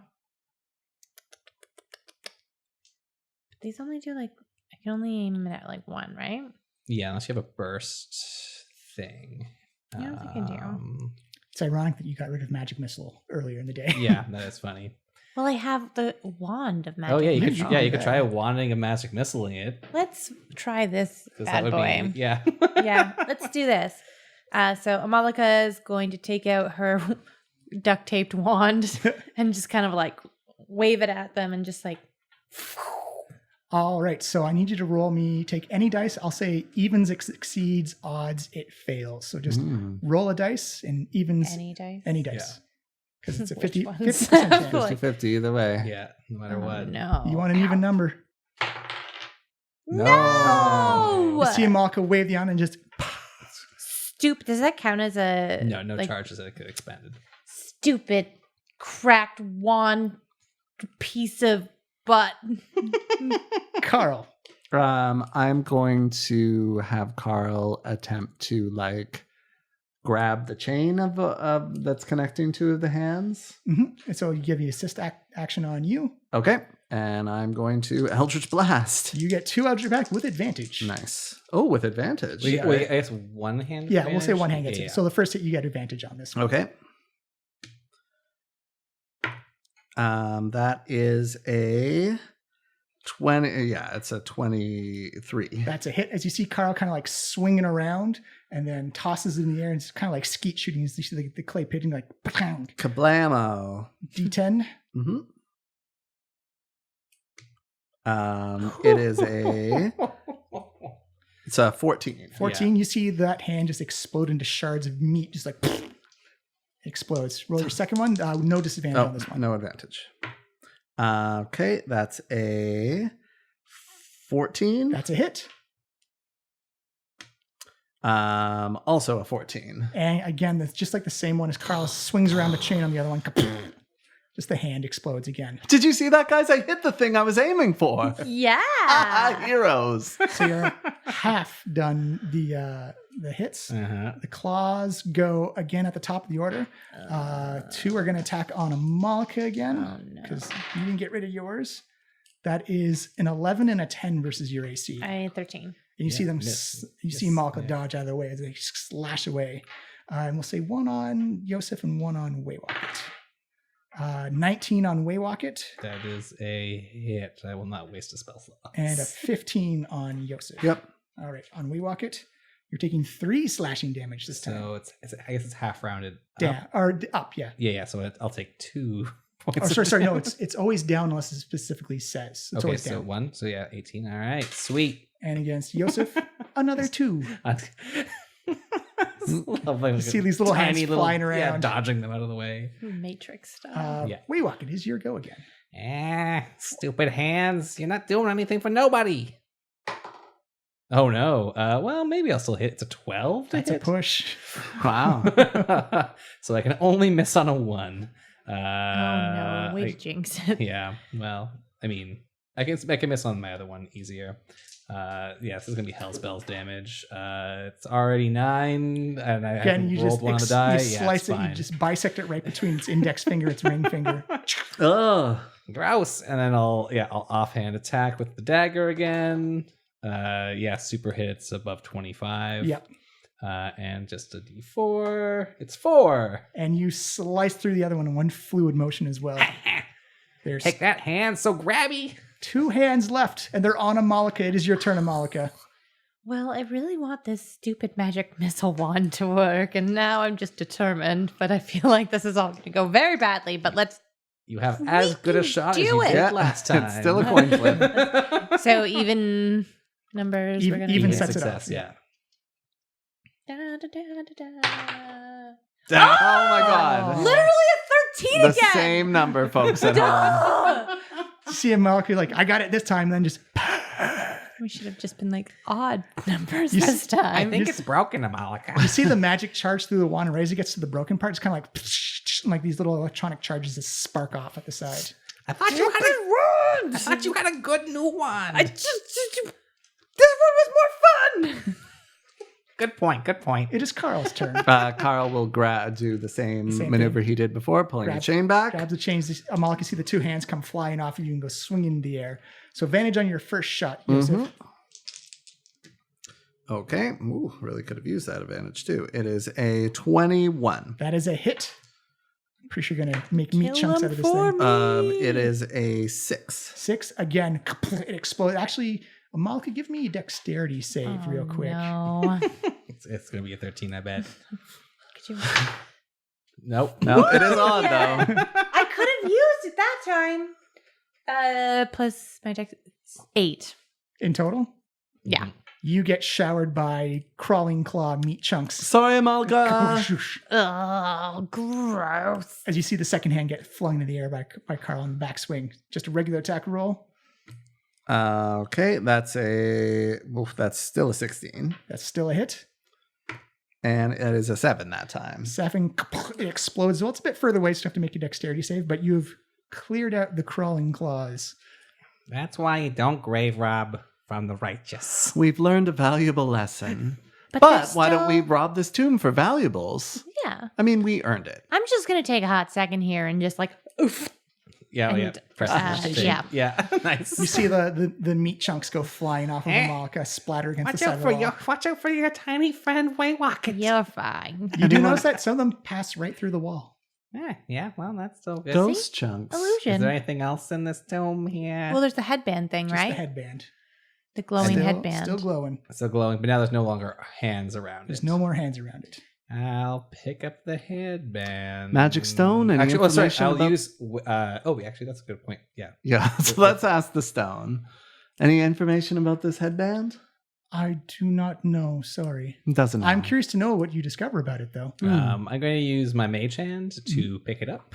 Comes off very easily. The skull just kind of like detaches from the spine and just rolls to the side. Sorry, Judgy. And I'll bring it closer to my hand. I assume this is the magic that Malika saw earlier. It doesn't glow up for you. It just looks like a regular kind of like dusty beige headband. It's a bit passé. Yeah, a little bit old fashioned. I think I have an idea of what this is. You can only find out if you attune to it. Yeah, I think this is an item actually for you, Malika. Oh no! You were the one who wanted to do this. I mean, Yosef, you could also take it. You're the one who. Well, what do you think it is? I'm attuned to the stone. I'm going to share it around. All like right. a friend. Give me. Yeah, I think it's probably. I saw one of these in my uncle's shop one time. It's a headband of intellect. I could use that. Yeah, it also could be a tiara of headaches. I don't know. Well, oh. If you spend an hour tuning to it, you can. But it can also be cursed, right? It could It be. could also be cursed, for sure. I'm not sure if we have an hour. Yeah, I don't know if we have we'll just put it in the inventory a for pocket. now. Yeah. And then, Healing light, anybody? Anyone need some healing light? Well, if you I'm take a at short rest, you can 20. use your hit dice as well. yeah. What do you mean? We just had a rest though. What are you at though? yeah, I'm we at better 21. press on. I'm at 18 hit points. So I'm down 12 from my max. Okay. I would say let's say press one more room and then we'll maybe see about a break. Well, I'll shoot Let- you a let- healing light anyway, because they're going to come back. Well, the healing lights only come back after a long rest. Oh, I see. Yeah. Well, I up don't to know. you. I think I would say wait for a little bit because those are like emergency guys. I also think I have healing potions somewhere. Yeah, still. I- Oh, it's true. yeah, we yeah, do yeah. have potions. You of should have healing. like a ton of healing. I I have 4 potions of healing. I'm going to drink one me of those. too. I have 3. Okay, yeah. We're fine. Let's go. I will drink my potion of So healing. it's I believe that's either 4d4 or 2d4. We were I think you rolled 2d4 plus 4. It's 4d4 plus 4. Yeah. Oh yeah, 4d4. because the ones that Plus the black 4? staff give you were the good ones. Okay, so far it is 4.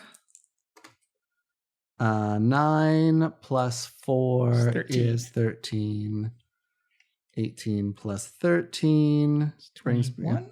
no 31. 31. Yeah, I guess I could just use that too. But... Yeah, if you want. pretty refreshing.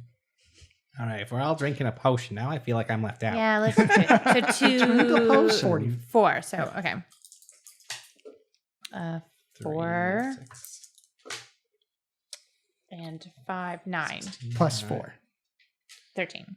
I'm back up at 30, and I have now 2 potions of healing. That is 34. But that's so I just go to my max, right? Yeah. All right, through the illusion wall. As you head through the illusion wall, you see these beautifully cut stone stairs lead downwards, and it leads down about like a good 15 seconds of walking before you notice like these fire braziers begin to light up on either side of you, and they kind of match your pace going down the stairs. Because like boom, boom, boom, as you see this rough cut stone and these 2 massive adamantine doors that have this carving of like these dwarves working on anvils, and all their hammers are raised in the air. As you hear the Stone of Galore say to you, Joseph, "Welcome to the Vault of the Dragons. Please present your keys." And you see a little spot on the ground, like a little circle. It's kind of like big enough for someone just to stand inside of it. Okay. I will gather the items and stand inside the circle and just kind of do a little bow. So you got your paperclip, your beholder plushie, and your severed skeletal drow hand. Yep. Just the way you said that makes me feel like the paperclip is like a MacGuffin. Oh, they're all MacGuffins. Yeah, so I just sort of like do a little bow and say like, "Hello, ancient spirits. I'm sure you heard of us. We're the Trollskull Trio, and we're here to, I'm just gonna go say, plunder this tomb." You see the eyes on the dwarven carvings in the door light up blue. Ooh, As classy. you see, one of the hammers comes down and goes ka-choong. You actually hear kind of like this metallic reverb sound echo out through the tunnel. You see the second one come hammering down on its anvil, ka-choong, as you see like little bits of rock and dust come down. And the third one, ka-choong, also as all three hammers come down the anvil. You hear kind of this slow grinding of metal on stone as the two adamantine doors slide open. So dramatic. Thank you. Yeah, very dramatic. Those Never members really have a flair. On the inside, you notice that these sconces in the side of the wall begin to light up, but you notice it's a massive structure on the inside. That the lights give you dim light, but you've all got dark vision, so you're fine, but it wouldn't be like a bright light. And the first thing you can see is that perfectly lined up in front of you are 3 stone columns that lead about 60 feet up. You can see kind of like these broken stone bridges above you. And as you look around this vault, about every 10 feet or so, there's a set of double adamantine doors with carvings of dwarves and various kind of like blacksmithing and mining positions on the door. I was really kind of expecting just a big pit. Just treasure. Just a pit when of treasure. do we get to the treasure? You do look up and you notice that you've probably gone down a fair bit. You've got about 100 feet worth of space between the floor and the ceiling above you. And there's 3 stone bridges that go over top. They're above us. Okay. Yeah. Can we do like a check for like a perception check around us for like Manchun or anything like that? Because they keep it invisible. You'd have to have see invisible to do that. You do a survival check more because that's tracking tracks.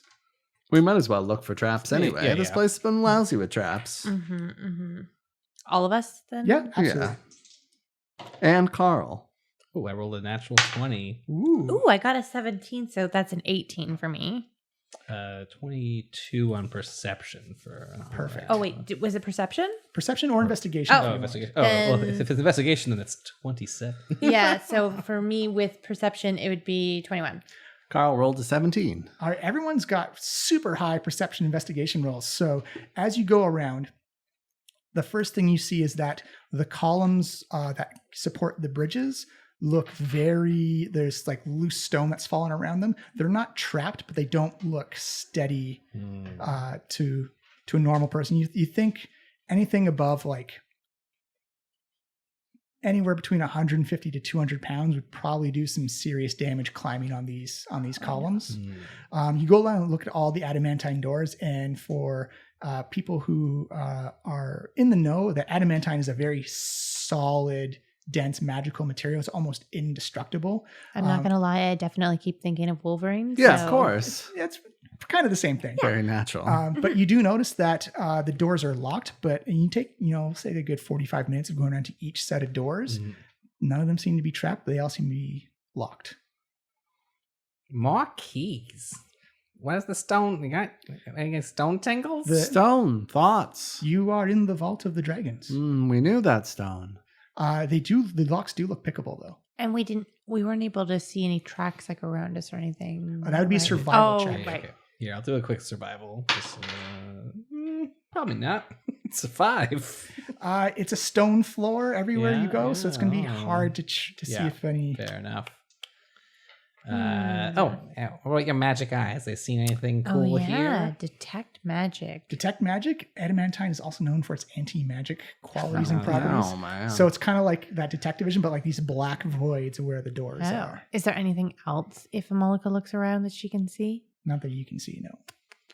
All right. Well, let's try getting into one of these doors here. So there are 1, 2, 3, 4, 5, 6, 7, 8, 9, 10, 11, 12 sets of doors, 6 on the west side, 6 on the east side. And we'll say like there's northwest, northeast, southeast, and southwest.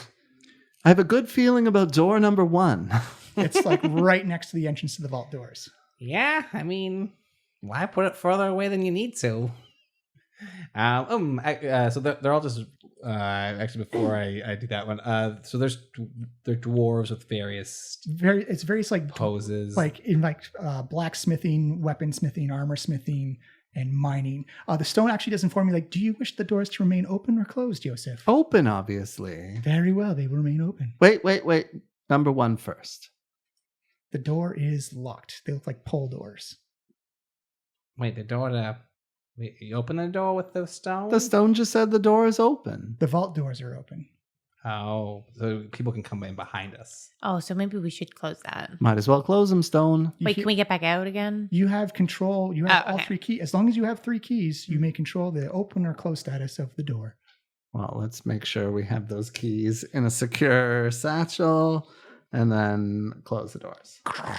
As metal grinds on stone and ka-toom, you do notice as the door closes, the sconces die down in light. And it's completely pitch black in here now. Can we still see? You can still see, but any visual checks are made at disadvantage because of your dark vision. Well, I might as well throw up a light. Boom. Well, all right, thanks for that. All right, let's try picking this here lock. Give me a lockpick check. All right, so my cast my mage hand and the you saw tools. They weren't trapped at all. Okay, well, you never know. Or you detected no traps, I guess is the proper term. Detect no traps. I got this class feature. Might as well use it. I'm standing as far away as I can in 30-ish feet. Yes, it's 26. You 26. You put in very simple locks. You think are not simple, but like not complicated locks, and you unlock the door. Ah, there we go. Now I'm getting the feel back. All right, let's see if we get riches. They're actually pull doors. You pull them open, and you see a solid stone wall with the same carvings of the dwarves in their same positions, but kind of frowny faces on them. Gosh darn it. Do we have to do this with all the doors? Well, I've got a good feeling about number 12. Number 12 is exactly on the opposite side of number 1. Well, that works. I mean, we're like... Yeah, I guess while we're here, I'll try picking this lock. You really can't this. It's a 16. Click. You unlock the door again. Pull open. It's like kind of like a blacksmithing image on the door as you open it up. Again, a solid wall with the same blacksmith with kind of like frowny faces on their dwarven faces. Why would you give us a vault and then put 10 million doors in here and have most of them not have anything in it? This is a waste of time. You actually hear in your head from the stone, Amalika, and probably the first time you're hearing that, this is a passive defense of the vault. Oh. Okay. Well, it's a boy to death. Actually, in your head, Waywalk said, it's actually to alert anyone if there are intruders inside the vault and to delay time for the proper authorities to arrive. Yeah. Has that happened right now? You have the keys, so there was no forced entry into the vault. Gotcha. But then why wouldn't you just open the door that's good? Proper authorities, and well, I guess also Raynard's very far away. Or not Raynard, other never remember. The exiled one. Oh yeah. Okay. Well, let's take let's go other side of the wall. Let's go up 3. 1, 2, 3. Okay, it's like in the northwest corner, and you notice it's dwarves like mining away at some stone. Yeah, mining money. I like this. Let's try it. It's time for our 1, 2, 3 lock picking. Ooh, maybe not. It's 13 that time. 13. This one has similar features to previous locks, so it doesn't quite unlock for you. It's a little trickier. I'm thinking maybe this is the one. Let me just a little. I spit on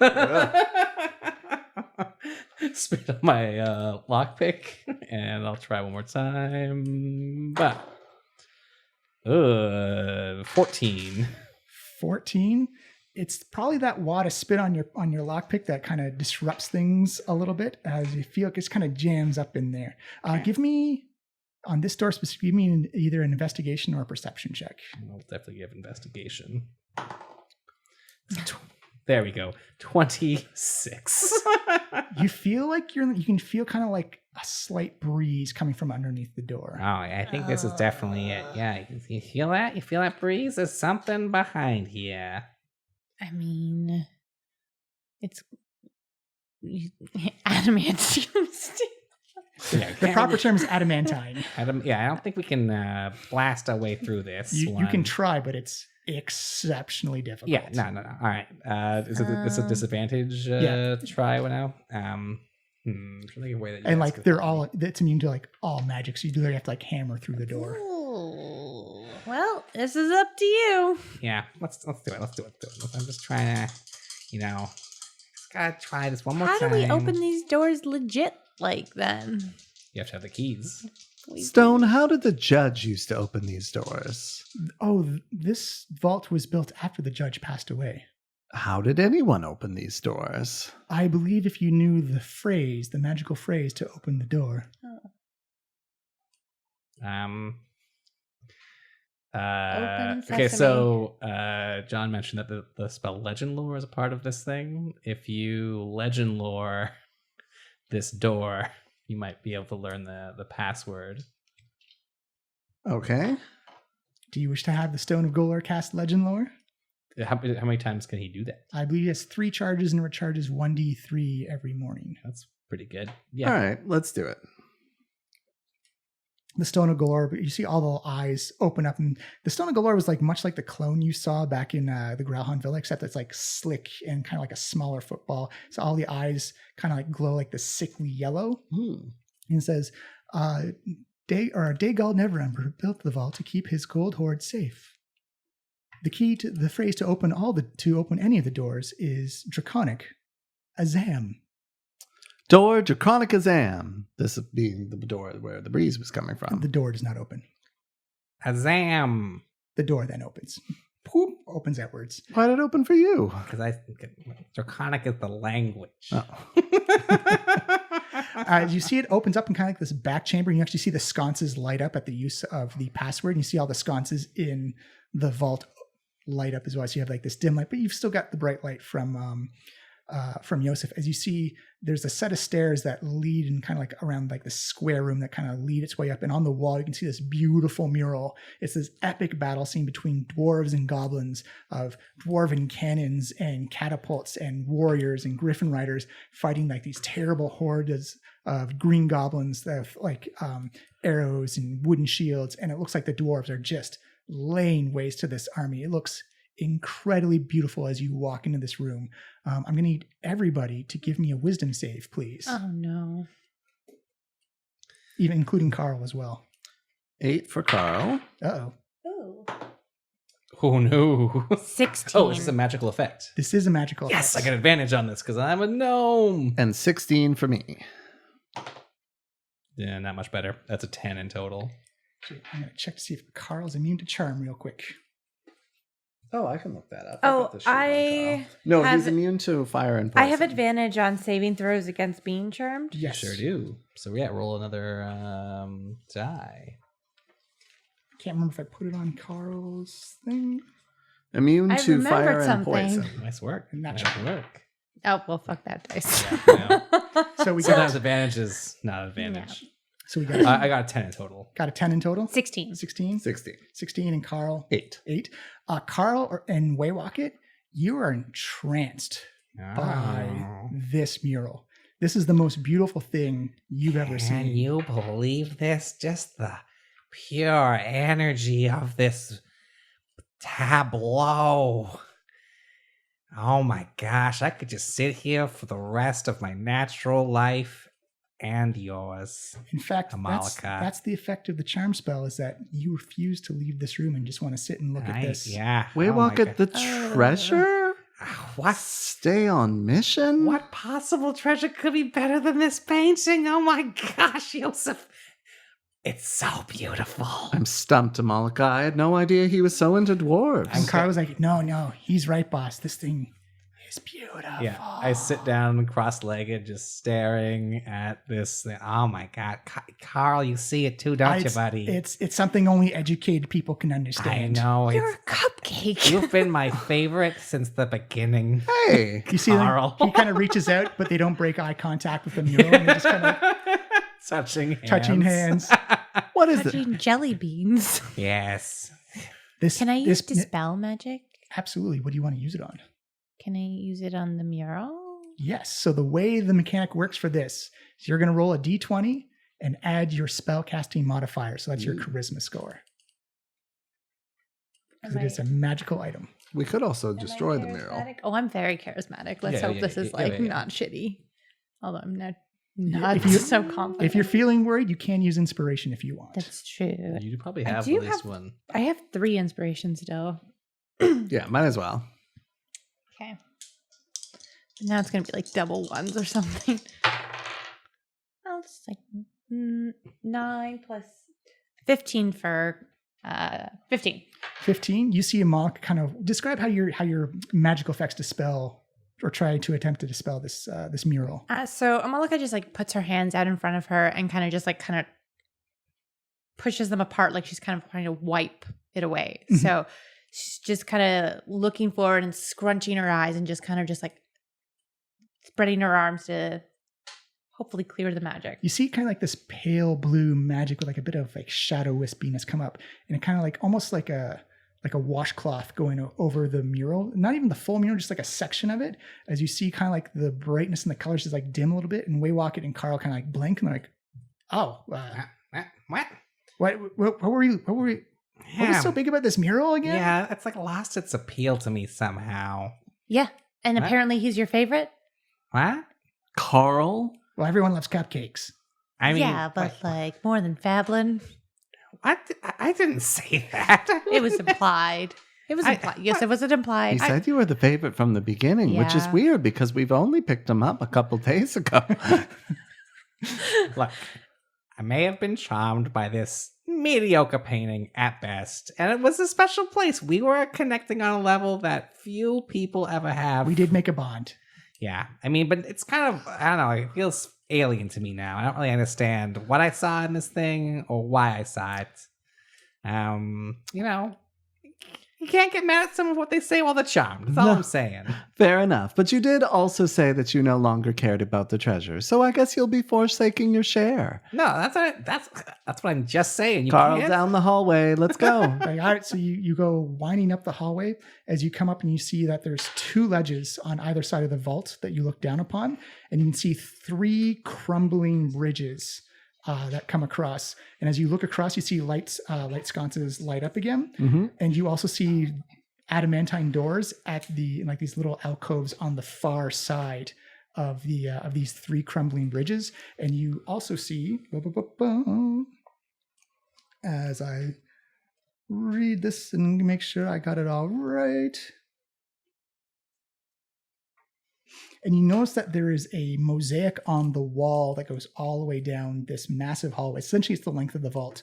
And it is you notice that it is a depiction of a giant dwarf hammering away at weapons and metal at a blacksmith.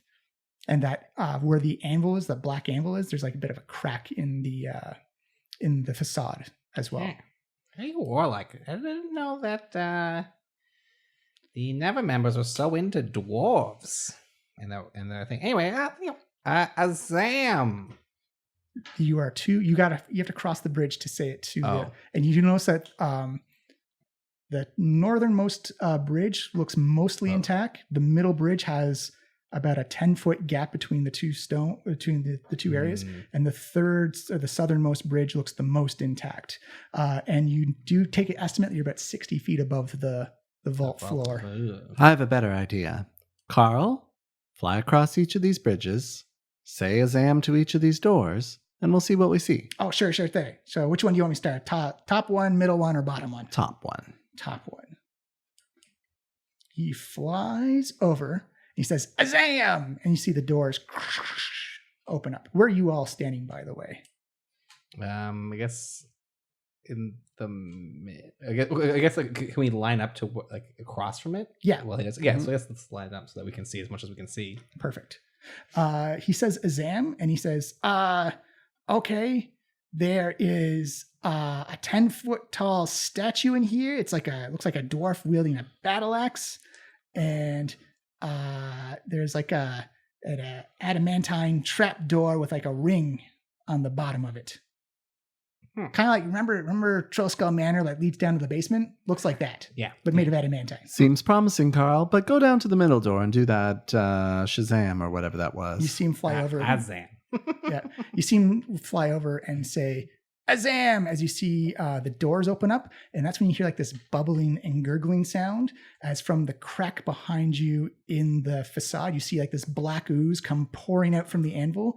And I'm going to call a quick pause. Is going to drop a battle map as Black Ooze is now going to assault the party. No! Black Ooze! We are back as we roll up initiative. Should have just gone through the door. Well, you never know. It's true. It could have been an ooze that killed Carl. Oh, no. It's true. Waywalker, what'd you get on your... I got 22. Oh, I have not rolled anything yet. Sorry. I don't want this dice. It's wronged me. This one's also wronged me. And plus initiative, right? Yes. 8. Do I roll for Carl? Yes, please. Carl's got a 4. No. He was a bit I distracted. think actually Carl has a dexterity score though. Oh, Yeah. of course. In that case, Carl has a 7. Boom. And I got a 9. Carl. We have a 987. And Yosef. Wait, what? And it's Yosef, Amalika, Carl, all like back. Oh. Waywalker, you got the highest by a lot. Yeah, you I get can to go imagine. first. Don't let the ooze touch you. They're very gross. I will. I'm actually Malika is technically next to him right now. Yes, he is large.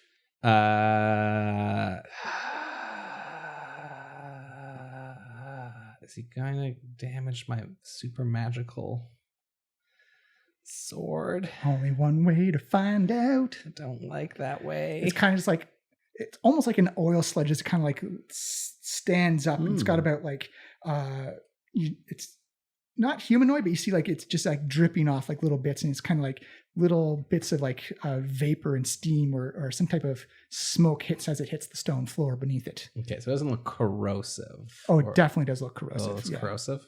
Just that stone doesn't really do anything with acid. Fair enough. Yeah, all right. In that case, let's back up. 1, 2, 3, 4, 5, 6. I'll pull out my short bow and give it an attack. Bah. It is a 22 to hit. That is a hit. So that's 4d6 damages. 9, 10, 17 plus 5 is 22 damages. Ooh. You see the arrow come in, and you hear like this low gutter, like as you see the crossbow bolt go and get dissolved into the acid. But it took a palpable hit. Yeah, use your magics, not your items. Get away from him. I don't think I could do much with a bonus action. Actually, with a bone, no. There's not a lot of places to hide up here. No. No, I'll just, I'll move back another 3, 4. I'm off the map. All right, the black ooze is going to, Malika's the closest. It's going to try and give her a smack with a acidic tendril. Ew. want this. Right in the face. That is a 19 versus AC. Yeah, I'm at 13. Okay. Oh yeah, you should have maybe mage armored between these things, but too late. That is 4 points of bludgeoning damage. Oh, but here comes the acid. Yep. This one's going to hurt a little bit.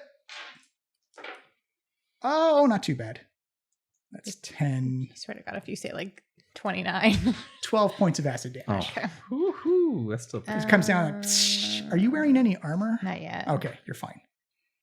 And that is its go. Okay. Yosef, you are next. All right. Yosef Wait, wasn't will. I next? No, the Black Ooze, Yosef, and Malika. How was I last? Carl's last, actually. Didn't I roll higher than you though? Whatever, it's fine. I thought you I rolled definitely. I thought you rolled. Yosef rolled a 9. Yes. Oh, I thought you rolled. Yeah, I rolled an 8. Yeah. Carl rolled a 7. Yeah. Okay. So Yosef. I will back up to where Waywalk it is. Sure. I think you're quite that far. 1, 2, 3, 4, 5. You can get this far. Oh, perfect. Okay. I moved and dashed. It was And now for the first time, I will perform Toll the Dead. Nice. Ooh, so wisdom save. Oh. Hopefully this thing isn't wise. It is super not wise. What's your spell save DC? It is 16. Well, it rolled a 17, but it has a minus, so it's a 15 now. So Sweet. Oh, lucky. Takes 2d12 necrotic damage. Give me these D12s. Oh, no, wait. It's the one that's showing the 7 on the top. There you go. Yeah. Spiky D12 damage. Its blood boils as steam begins to rise from it, and it stinks. It is in total a 16. Ooh, that's very solid. That's a solid hit. You've actually bloodied it with that hit, as you see kind of like this necrotic essence and steam kind of bubble out. Like it's the black ooze just begins to bubble from the inside. You hear more like cover your nose, Amalika. It stinks. Awful bad. Amalika, it is your turn right now. I'm gonna move back as far as I can too. It will take an attack of opportunity if you move back. Oh, can I? Why didn't it that do way that though? against me? I think you were one further away from it. You're out of range of it. Can't I go the other way then? You can. So we've many options, of course, but if you move away from it at all, it will take a swipe at you. But if you take the disengage action, it won't get that attack. So you can disengage as the action, then you'd kind of be stuck. You could bonus action drink another potion if you wanted to. Yeah, that would be a bonus. Or you could also just like stand where you are and like hit it with something. Yeah, like maybe I'll just like use the wand of lightning bolts because this magic missile shit will not do right now. yeah, for sure. And the lightning bolt would definitely, almost certainly hit a ooze, which has low dexterity. Yeah. So Amalika is done with this oozing shit and pulls out the wand of lightning bolt because the cracked wand of magic missiles ain't shit. No. And just kind of just like kablamo. Yeah. Kablamo is like your like thing for tonight, isn't it? Roll me up your damage, please. Kablamo. Is that, oh wait, these 6? Yeah, 8d6. 8. There should be enough sweet. there. Yeah. Wee! Die. Lightnings. Oh, wow. Let's see. A couple, 1, 6, You and cream that thing. 1, 10, 16, 20, 23. Perfect. Eat my farts! Such a valiant call. Your lightning farts. Lightning farts. It's all about the gas tonight. Good one, Amalika. You see the lightning come off of Malika's wand, and it pierces right through the ooze. And you hear it go like, as you kind of like the sucking sound, and you notice like the static charge that the lightning's pulling off. It's actually being sucked into the ooze, and that little circle, that little hole that you put into it, begins to grow and grow and grow. And you get the feeling it didn't take any damage at all, and it splits into 2. Oh, Miles! fuck. Wow. What's happened? I don't know. What the heck? Oh, Gets a little smaller. Well, it would. Well, I hate this. What? Run away. Yeah, can I jump back at all or like? You can, but you would take an attack of opportunity from the ooze that's closest to you. Or you can stay there if you want. Well, I don't want that. Clearly.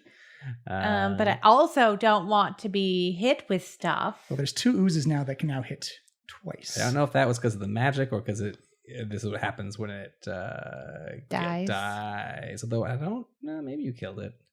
Oh no, it's still quite active. Well, I mean, like hit the 0 and then it splits into 2 as its like death status. I'll say Amal could give me a bonus or just like a free Arcana check. Oh, nice. 16. Yeah, you get the feeling that this lightning charge energy did something to the ooze. Kind of made it react in a different way. Well, fuck. Maybe try something not lightning. You live, you learn. Yeah. You still have a move and a bonus action Let's left. learn. So you can either like move and try and chance a hit, or you can just chug a potion if you want, or... Yeah, I might chug a potion while we've got them. I mean, we're near the end now. There's no point in like storing. Yeah, totally. I mean, we don't have man here to deal with, but that's a problem for like future. Yeah. I mean, how many hit points do you have left? 17.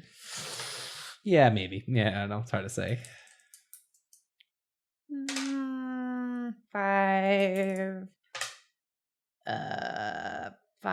9, Plus, 13. yes. No, wait, no. 5, 9. It's 14 plus 14 plus 4 is 18. Yep. There we go, math. 18. We're liberal arts students. Fuck. And now I'm sitting here looking at 17 plus 18. Fuck this day. 35. Which I don't have. Yeah, you're back up to max, I'm sure. We're fine. Carl- Everything's fine. Carl I can do math. Flying over top of the bridge. Like, oh my God, what happened? What is that? Bother the ooze, Carl. Which ooze? There's 2 oozes now. The one who's closest to Amalika. I'm coming in to bother. So who do you want to give the help action to? To Amalika. To so Amalika. Carl is kind of flying around. Cupcake Carl. Cupcake Carl. Smells like cupcakes around you, Amalika. Waywalk, it is your go now.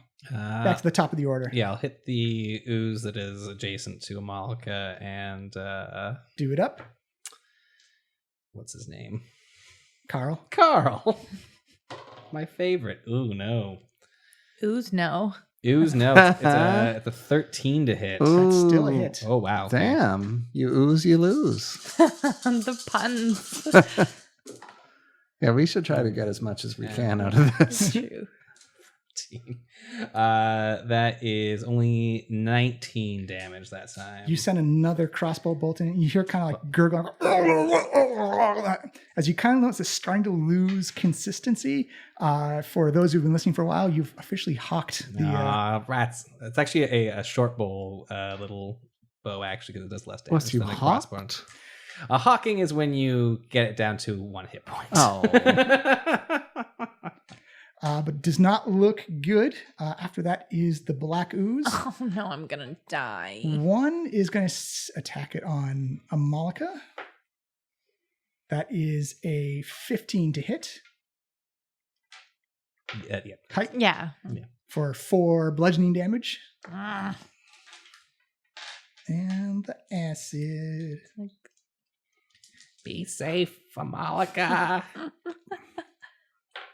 Ooh. Don't say that. That is 18 acid damage. Ooh. All right, good Math, thing you used that healing potion. 11? 11, is that 11? Yeah, 29 minus 18, that's 11.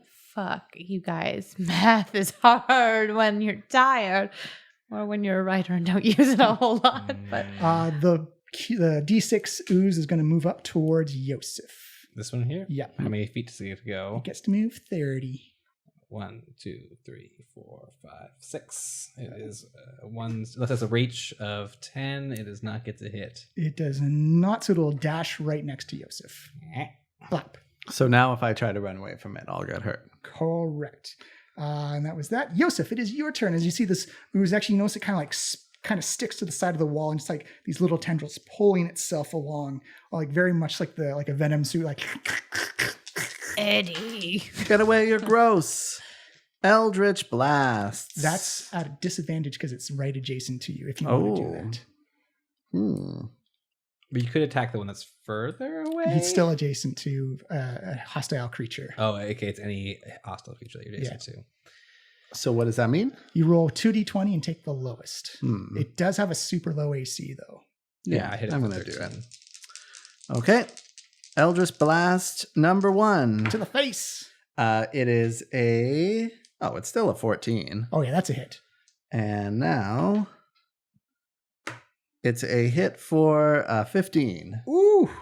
Actually, I think that's the 1 is the 6. Sorry, the 0 is the 10. What? That makes no sense. Okay, then it is a 6. Yeah. 6. All right. Still takes a hit. It's like Eldritch Blast number 2. You see it bubbles and furls in anger.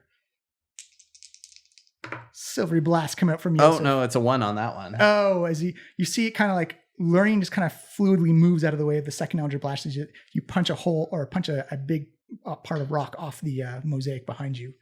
Amalika, it is your turn. Okay. Sorry, I was processing that for a minute. Okay. So lightning's not its friend, but maybe I can use my ice blast. So let's try that. Let's try that. Yeah, actually, if you went here, you could probably get both of them with that thing. All right, let's try that. And like, if you move here, you're not like going to get an attack of opportunity. You're not leaving its reach. Okay. So it's a dexterity save for the both of them. So for that one, that's a natural 1, so it's in the negatives. Whee! And for the one up by Yosef is a 3. Cool. So what do I have to do? So it's 3d8. Yeah. So just roll 3d8 and tell me what the total is. The little diamond-shaped ones. Nope. This is one. I only have 1 out right now. Here's, add them up. Here's 2. Oh, cool. 12. 12. You see the first ooze in front of you explode and splurt all over the place. That is, you see the second ooze as you line it up, and Joseph, you see like this ray of frost just come ripping through it. You notice it starts to crystallize and freeze on it, but you notice the acid also kind of like melts it. So it doesn't take the full brunt of the damage, but it took a significant, and it's starting to lose that coagulation to it. It starts to look like a little watery and drippier. Is that a level 2? I think that your ice blast is a level 2. Yeah, because I've had that for a while. Yeah. Okay. Carl is next. Carl will now come and assist me. He's like, I don't know what to do with this, boss. Assist me. I'm next. Oh, okay. Carl will go and assist Waywalk. No. Well, sorry. If you do the help attack action, he has to be adjacent to the creature, so he's still next to you. Yeah, you notice Carl starts like clapping his hands, like, I hope this is annoying enough to it. It's very annoying, Carl. Thank you. Rage clap. Waywalk, it is your turn. Yeah. All right. Let's see if I can crit this thing. I did not crit it, but I did hit it for 21. That's a hit. And 4d6s. 4, 9, 14, 19 damages. You see the bolt go through it, and as it passes through, kind of skips through as like the black ooze kind of melts and eats away at the wood, but you notice that it just kind of very, very Terminator 2 type of style, where it just kind of like disperses and spreads out on the ground. There's no movement left inside the black ooze. Gah, good riddance, Ouzo. Of all the things we've killed, that was maybe the grossest. I don't know. The hands were pretty nasty also. Yeah, I didn't like that either. This has been very fight heavy compared to yes. every other session we've played. Yeah, top 2 grossest things, I think, are those 2. But yeah, they're both today, which is... Let's just like not open any more doors. Can we not open more doors?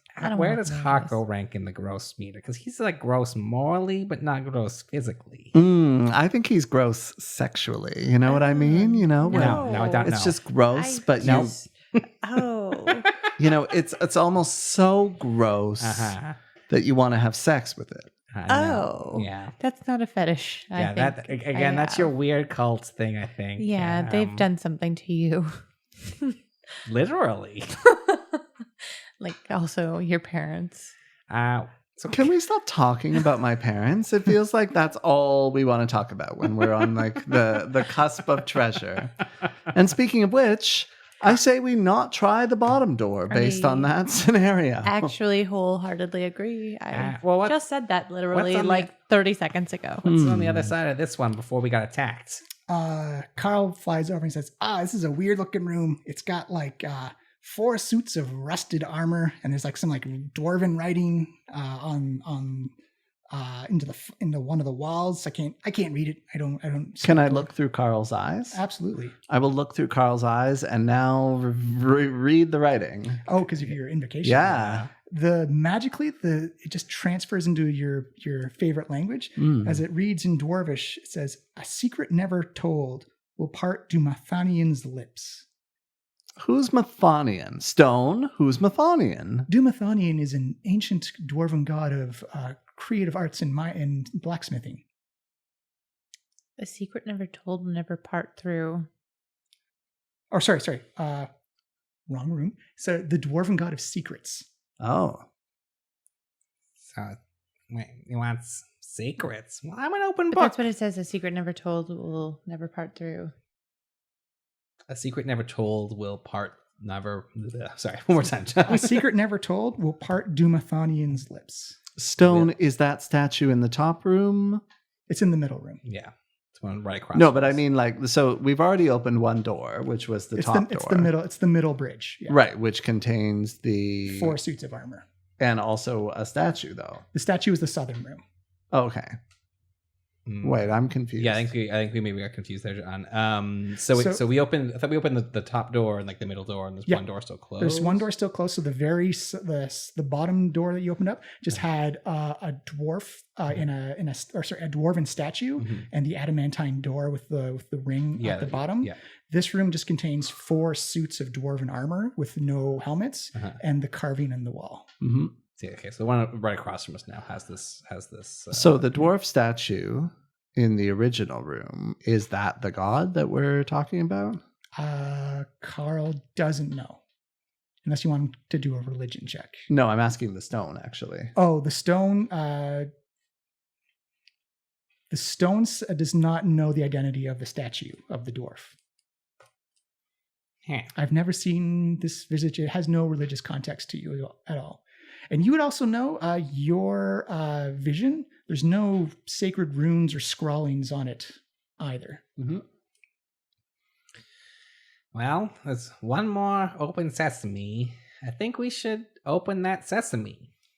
I just want to note that this time, if something bad comes out of it, it's your fault. Yeah. Let's not be close to the wall. This is the bridge that is completely collapsed. Yes, I need to heal. So I can shoot a healing light at Amalika. Yeah, actually, you might want to give her a cure wounds at this point because she's. I'm at 11. So, okay. Yeah, I think it might be a full cure wounds. You can also do a short rest and roll hit dice as well if you want to save on. Yeah. I want to cast Mage Armor. Boom. First of all, is that? It's a level 1 spell. Yeah. So yeah, I'm still personally I'm fine for hit points. So if you just want to give her one of your cure wounds, that would probably get her all the way to max. That's one of my spell slots, though. I can do we can do a short rest and then. But then you get your spell slots back anyway. Okay, I'll do cure wounds. Boom, boom. So that's a 3rd level cure wounds. So you roll 3d8. Yeah, 3d8. Mm-hmm. Do you need d8s? I've got 2 there. There's one. These diamond ones. Yeah. Yeah. Oh no, the other one. The 5. This one. Yeah. So 7 and 9 plus your 5. 14. 25. That's pretty good. Yeah. And if you take a short rest, you can spend hit dice to bump up again. Cool. So you've got 2 open doors. The bottom door, the middle door, the top door is still closed. No, the top door was open. We opened the top door first. Whichever its top is relative in this case. Yeah. Okay. Carl, open the final door. He see him say "Azam" as you see the doors open outwards as well. And he's like, "Oh, this is okay. there's like a giant anvil in the middle of the room, and there's like a fresco of like there's written in Dwarvish, as you can see through his eyes. Mm-hmm. It says, "Let the hammer fall and the anvil ring," as this depiction. And you actually see this time on the wall through Carl's eyes is this dwarf that's hammering down on an anvil, and it has those same kind of runes, or sorry, same kind of like gold and black flashing symbols on it, which you can now read. It's part of a weird incantation that it looks like half of a spell. And it looks like it's kind of like almost like a siphoning transfer of power magic on it. Okay, having explained that to you guys, what do you think? The top bridge is fully complete. Yeah. And there's also cobwebs around the anvil and stuff like that. So nothing's been here in a long time. Well, I think we gotta get over there no matter what. Because, well, one of these three things is a thing. I'm also very curious to know about this trapdoor now. Alright, I think let's cross these bridges. So there's a rickety bridge, a fully nice bridge. It's not fully nice, it's just attached. It's just fully attached. There's no gaps. The bottom one has a thin gap. The middle one is there's a complete separation from. And the other one is pretty good. Yeah.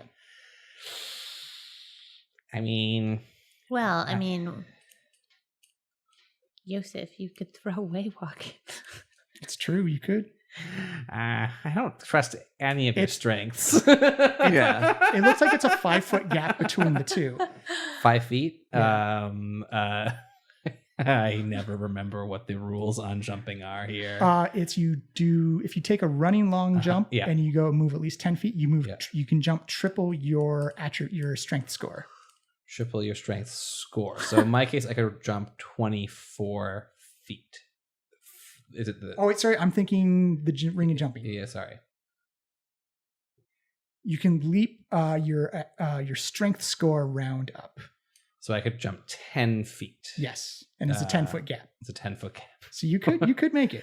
I could make it. Yosef, I think, can make it. I'm at a 5 for strength. Yeah, so you. I'm an 8 for strength. So what does that mean? So yeah, you could also jump 10 feet. Yeah. Presumably. You could go. You'd have to like use rope or some type of magic to get across. That's why. But why are we trying to get across? Like, why don't we just use Carl?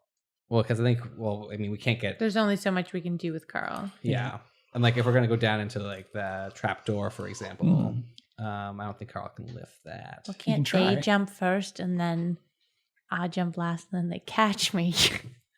We could throw a rope for you, and then we could try to pull you up.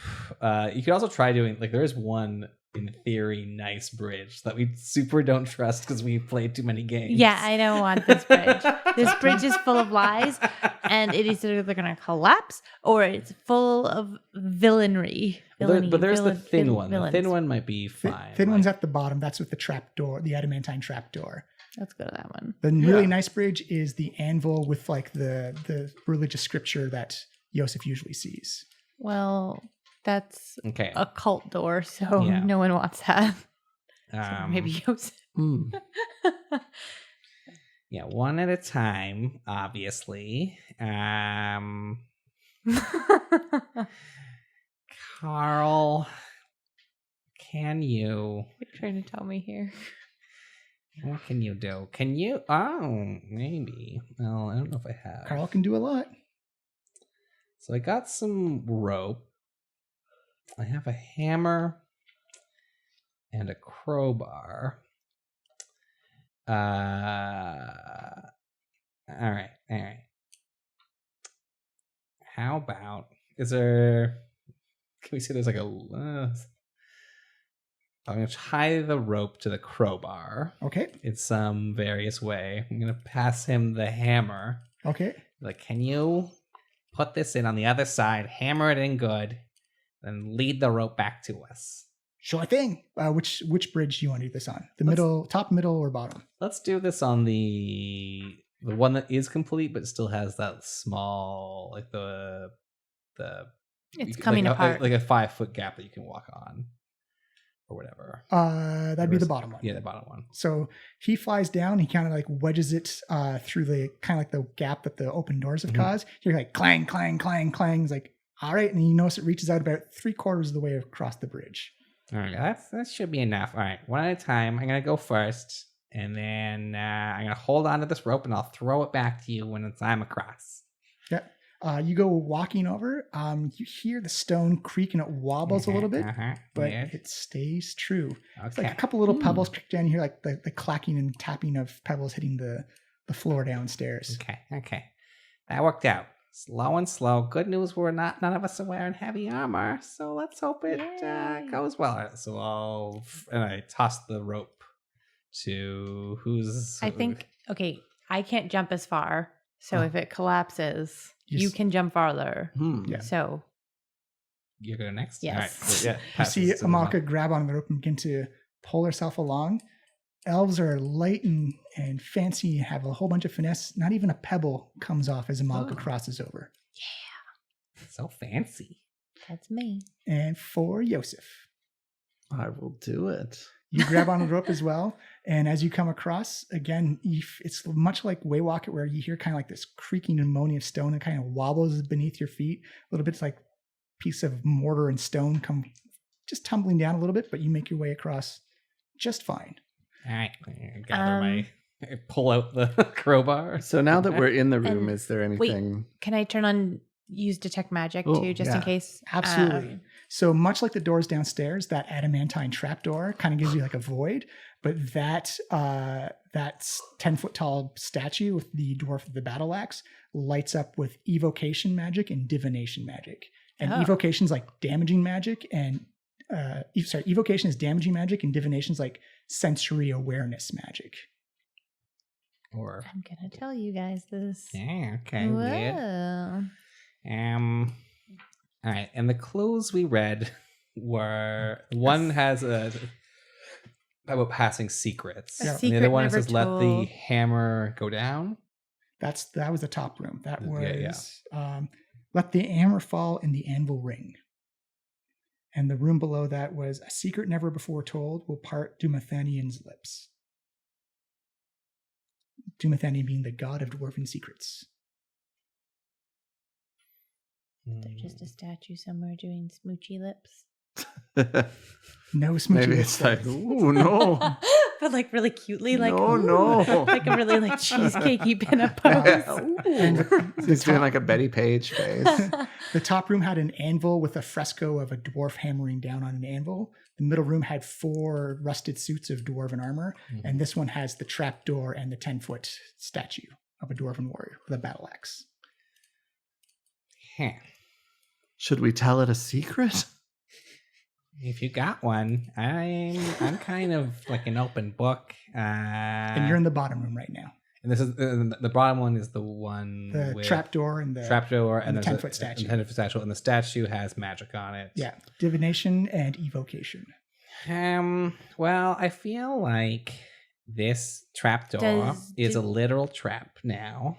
Did we already ask the stone lady if she knew about the secret? Like, or Yeah. like the phrases? Yeah, she could not identify like who the. She couldn't identify the statue. Oh, who's the statue? She can't. She doesn't know who it is. No, but Oh, like she doesn't tell know. her the All right, Stone. What do you make of these magic phrases?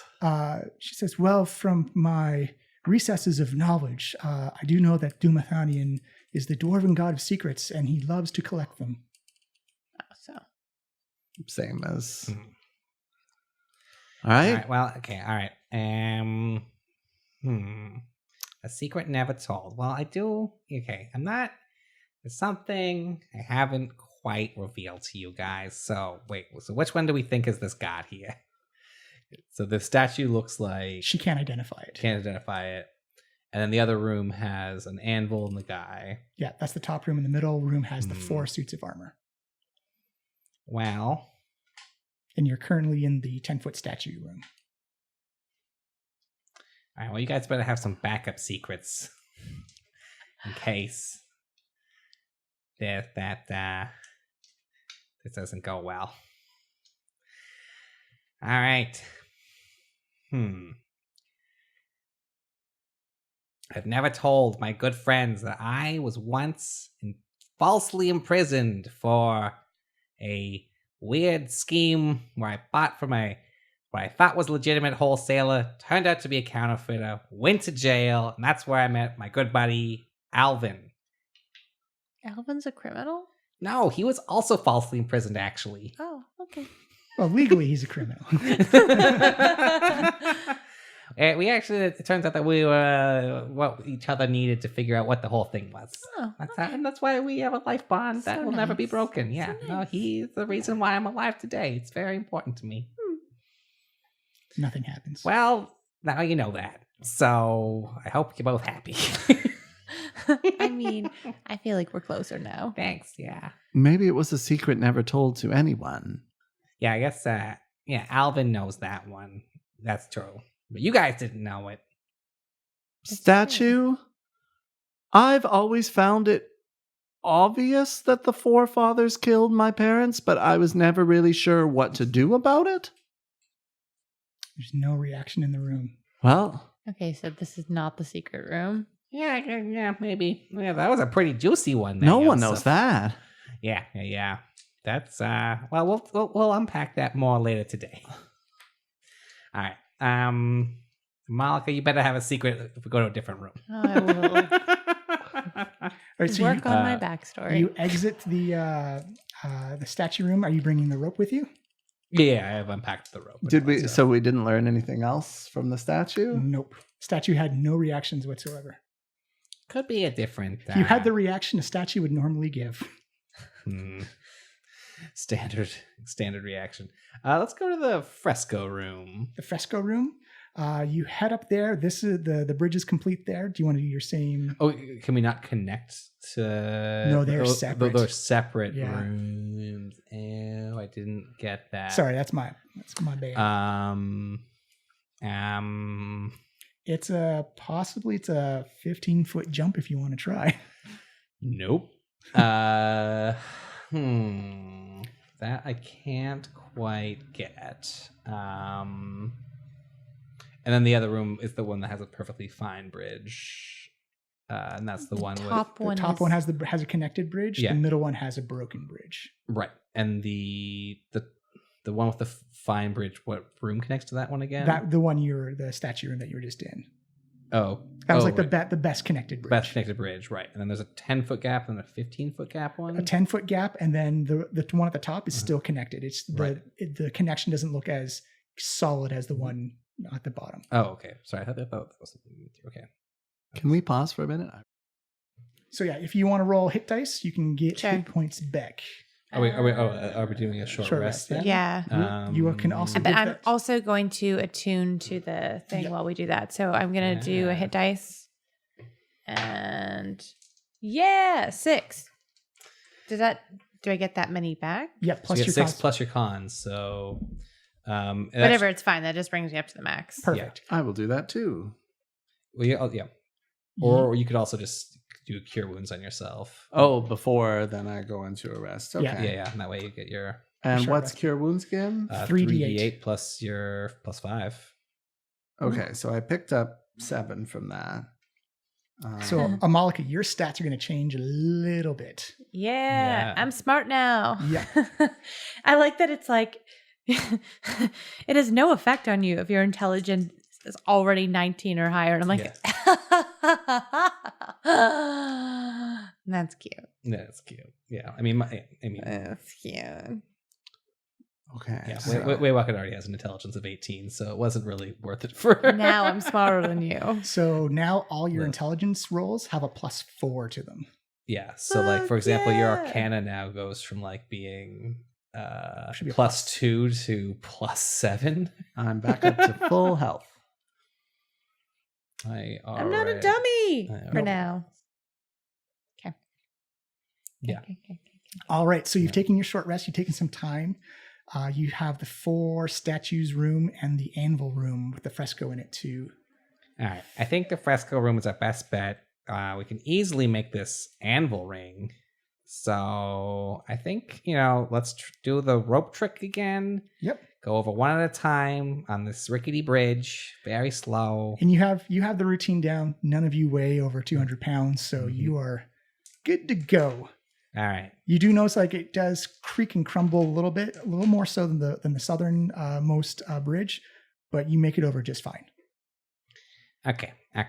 So here we are. Yeah, maybe just describe this room again for us. So this is it's a dust-filled room, and there's cobwebs all over the floor. There's a large black anvil in the middle of this room, but on the wall there is a giant fresco of a dwarf hammering something down on the anvil. To Yosef, it has all those black and gold runes and scribbles on it again. And it's colorful. Like it's essentially just a dwarf in a workshop hammering away at a. What is it? Can I decipher the runes? Oh yeah. So as I said before, looks like it's half of a spell or half of like an incantation. Oh right. It's like a siphon or a transfer of power. Is it written in It's written in Dwarvish? It's written in those black and gold runes that you saw. Oh. Or that Yosef sees. That only he sees. And I saw before. Oh, with your detect magic? Yeah, you see it on Yosef and you see it on the wall as well. And you notice that as Yosef breathes, that's when the black and gold kind of like they get in sync with each other. What if I touch this statue, do we notice anything different? You don't notice anything. It's a fresco, it's not a statue. Yeah. It's a painting on the wall. So what's reacting to? It's like the specific painting of the dwarf hammering down. Okay. So what happens when I touch that? You notice that they flash and flicker a little bit, but nothing too significant. Let the hammer fall. Yeah, and there's like dust and cobwebs on the floor around the anvil as well. And the anvil ring. Well, I have a hammer here. Have we tried telling the stone thing about this phrase? I don't think the stone thing is the god. Give me this hammer. Here you go. Okay, I'm going to strike the anvil with the hammer. You're kind of like a high-pitched ting! As it just kind of reverbs off, nothing really happens. Man, that was my smart idea.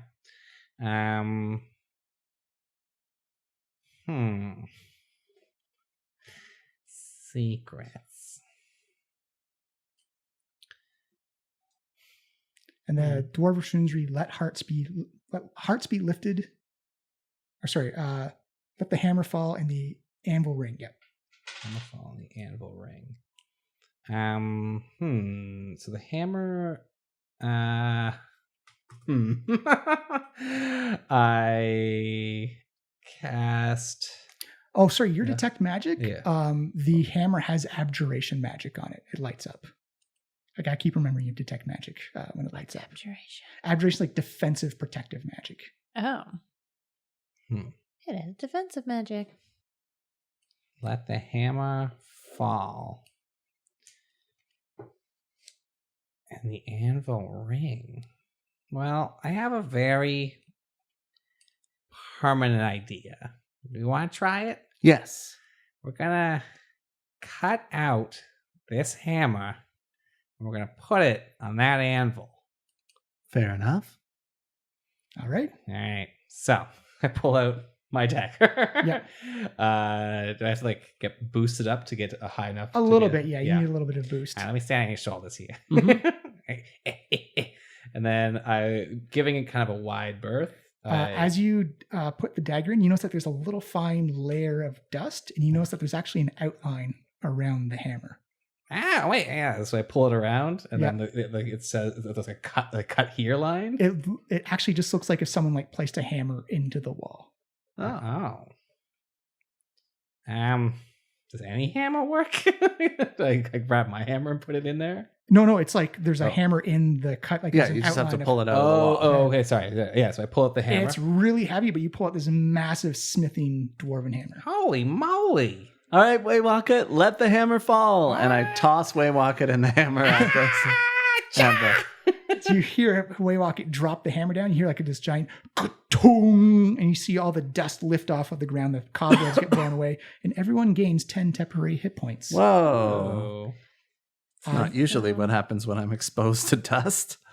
You notice that the cobwebs clear away, and on the bottom, there's an inscription on the bottom of the envelope that says, "Let hearts be lifted in battles won." What? So that'll last for 24 hours or until you use them up. And battles won? Yep.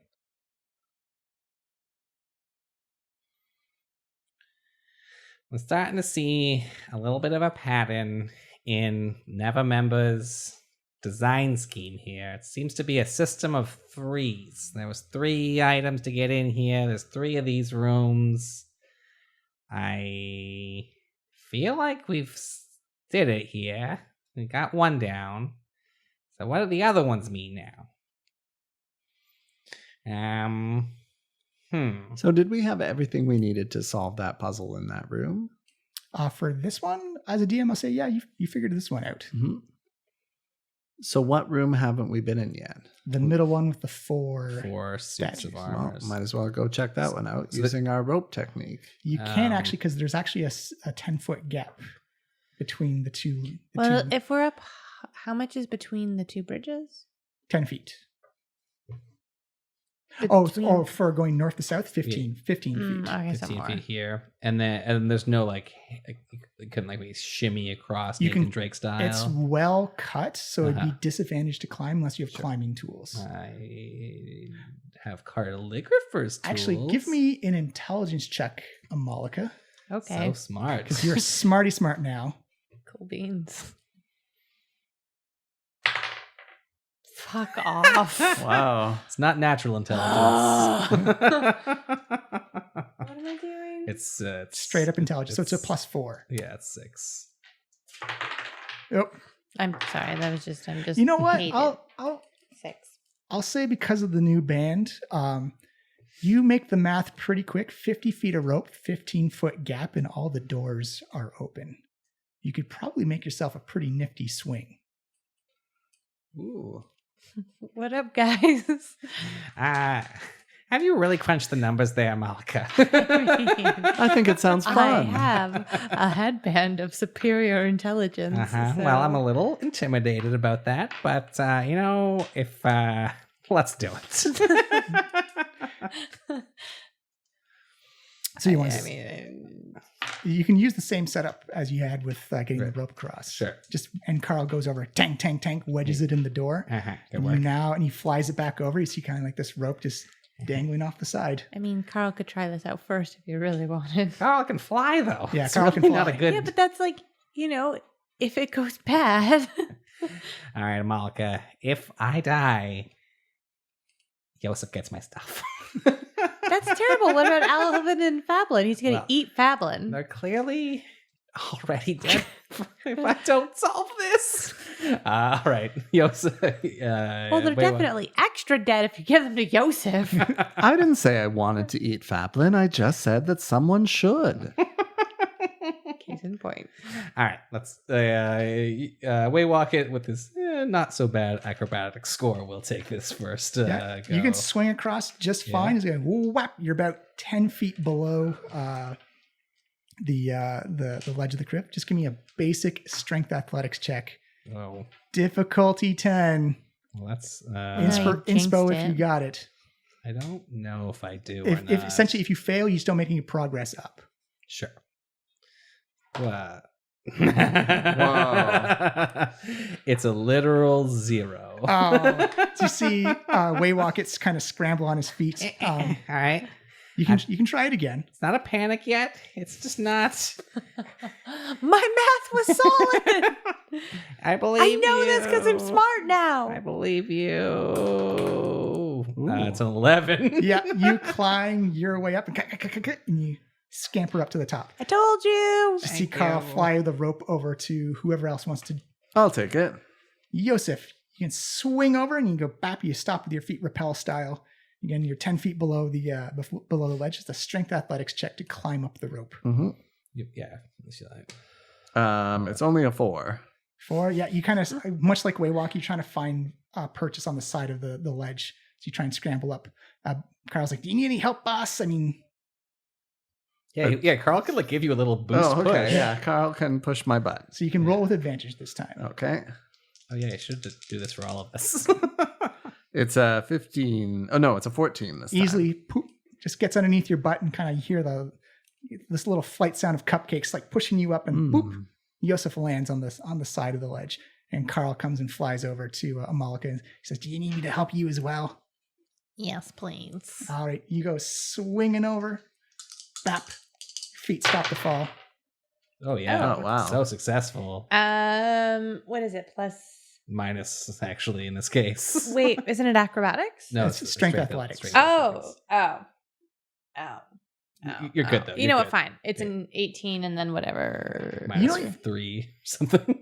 You don't even need Carl's help. You just kind of like wrap your rope around your legs and climb yourself up. And you don't need help from Cupcake Carl as you pop yourself up and you're at the middle room with the 4 rusted suits. We're fine. See, we were fine. It's fine. Smart Amalika likes math. Yeah. No, this is great. And now, quick question though: how do we get back? That's a problem for future us. All right. Well, it's 50 foot of rope and it's a 60 foot drop. Yeah, that's not so bad. We could go down and then come back up. Yep. All right. Now we're here in the 4 suits room with a carving on the western wall. Yeah. So maybe just describe this room again. So it's essentially it's a plain room. There's no dust in here, and the 4 suits of armor all face towards the center of the room. The carving looks like it's been professionally done, not like scratched into the wall. And the suits look rusted, and there's just the carving on the wall, essentially. And that's one that says "Tell a secret." It says a secret never before told will part Dumathanian's lips. A secret never before told will what? Will part Dumathanian's lips. And the stone told you Dumathanian is the dwarven god of secrets who likes to collect them. Okay. Amalika, I think it's secret time. I mean, I was alone for a long time, so I think a lot of the things that I have in my life are currently considered relatively secret. So, I don't know. This is like embarrassing, but up until I moved into Trollskull Manor, I slept with my childhood teddy bear that my parents gave me. You hear stone grinding on stone as the 2 parts of the floor begin to separate in like this little 10-foot alley, and you see like this stone stairway begin to descend further and further down into the darkness and kind of has a bit of a curl to it. That's adorable, by the way. Yeah, let's not talk about it. All right. I'm very curious about the secret passage, though. Do you follow the stairs down? Yes. You follow it down and down and down. It turns into kind of like a spiral. Although worth noting, I want Carl like flying ahead and scouting out for danger and such. Yep. He comes flying down. And it's like, oh, there's like, oh my poobah shaboo. There is coinage everywhere down here. We found the money pit. Oh my goodness. Can I, as we're walking and following Carl, make sure we have detect magic on to see if anything... It's like a standard unlit stairwell as you go spiraling down, and you see... Treasures. You realize why you don't need magical light down here, because... Or a way out. Although deep underground, this vault is lit by streams of sunlight that pour down from the ceiling, catching motes of dust in their luminous pools. Ornate columns support a 30-foot-high vaulted ceiling, which is adorned with carvings of dwarves basking in the presence of their gods. Deep alcoves line the walls, and piled in one of them is a vast golden trove. Yay! Out of the dusty gloom steps an aged dwarf, clutching a staff carved and painted to resemble a pair of entwined dragons. Oh, yeah. One gold, one red. Despite the dwarf's age, his eyes are steady and bright. He says, "Oh, I wasn't expecting anyone," he says plainly. "As you can see, this place is a bit of a mess. Perhaps you should come back later after I've tidied up a bit." As you see, he's kind of got like this golden red skin and like this beautiful gold mane of hair, as you have found Lord Dagalt Neverember's hoard of dragons. And we're going to call it there, as you found the vault. I need to sleep. Congratulations, everybody. Time to curl up in a pile of gold. It is massive.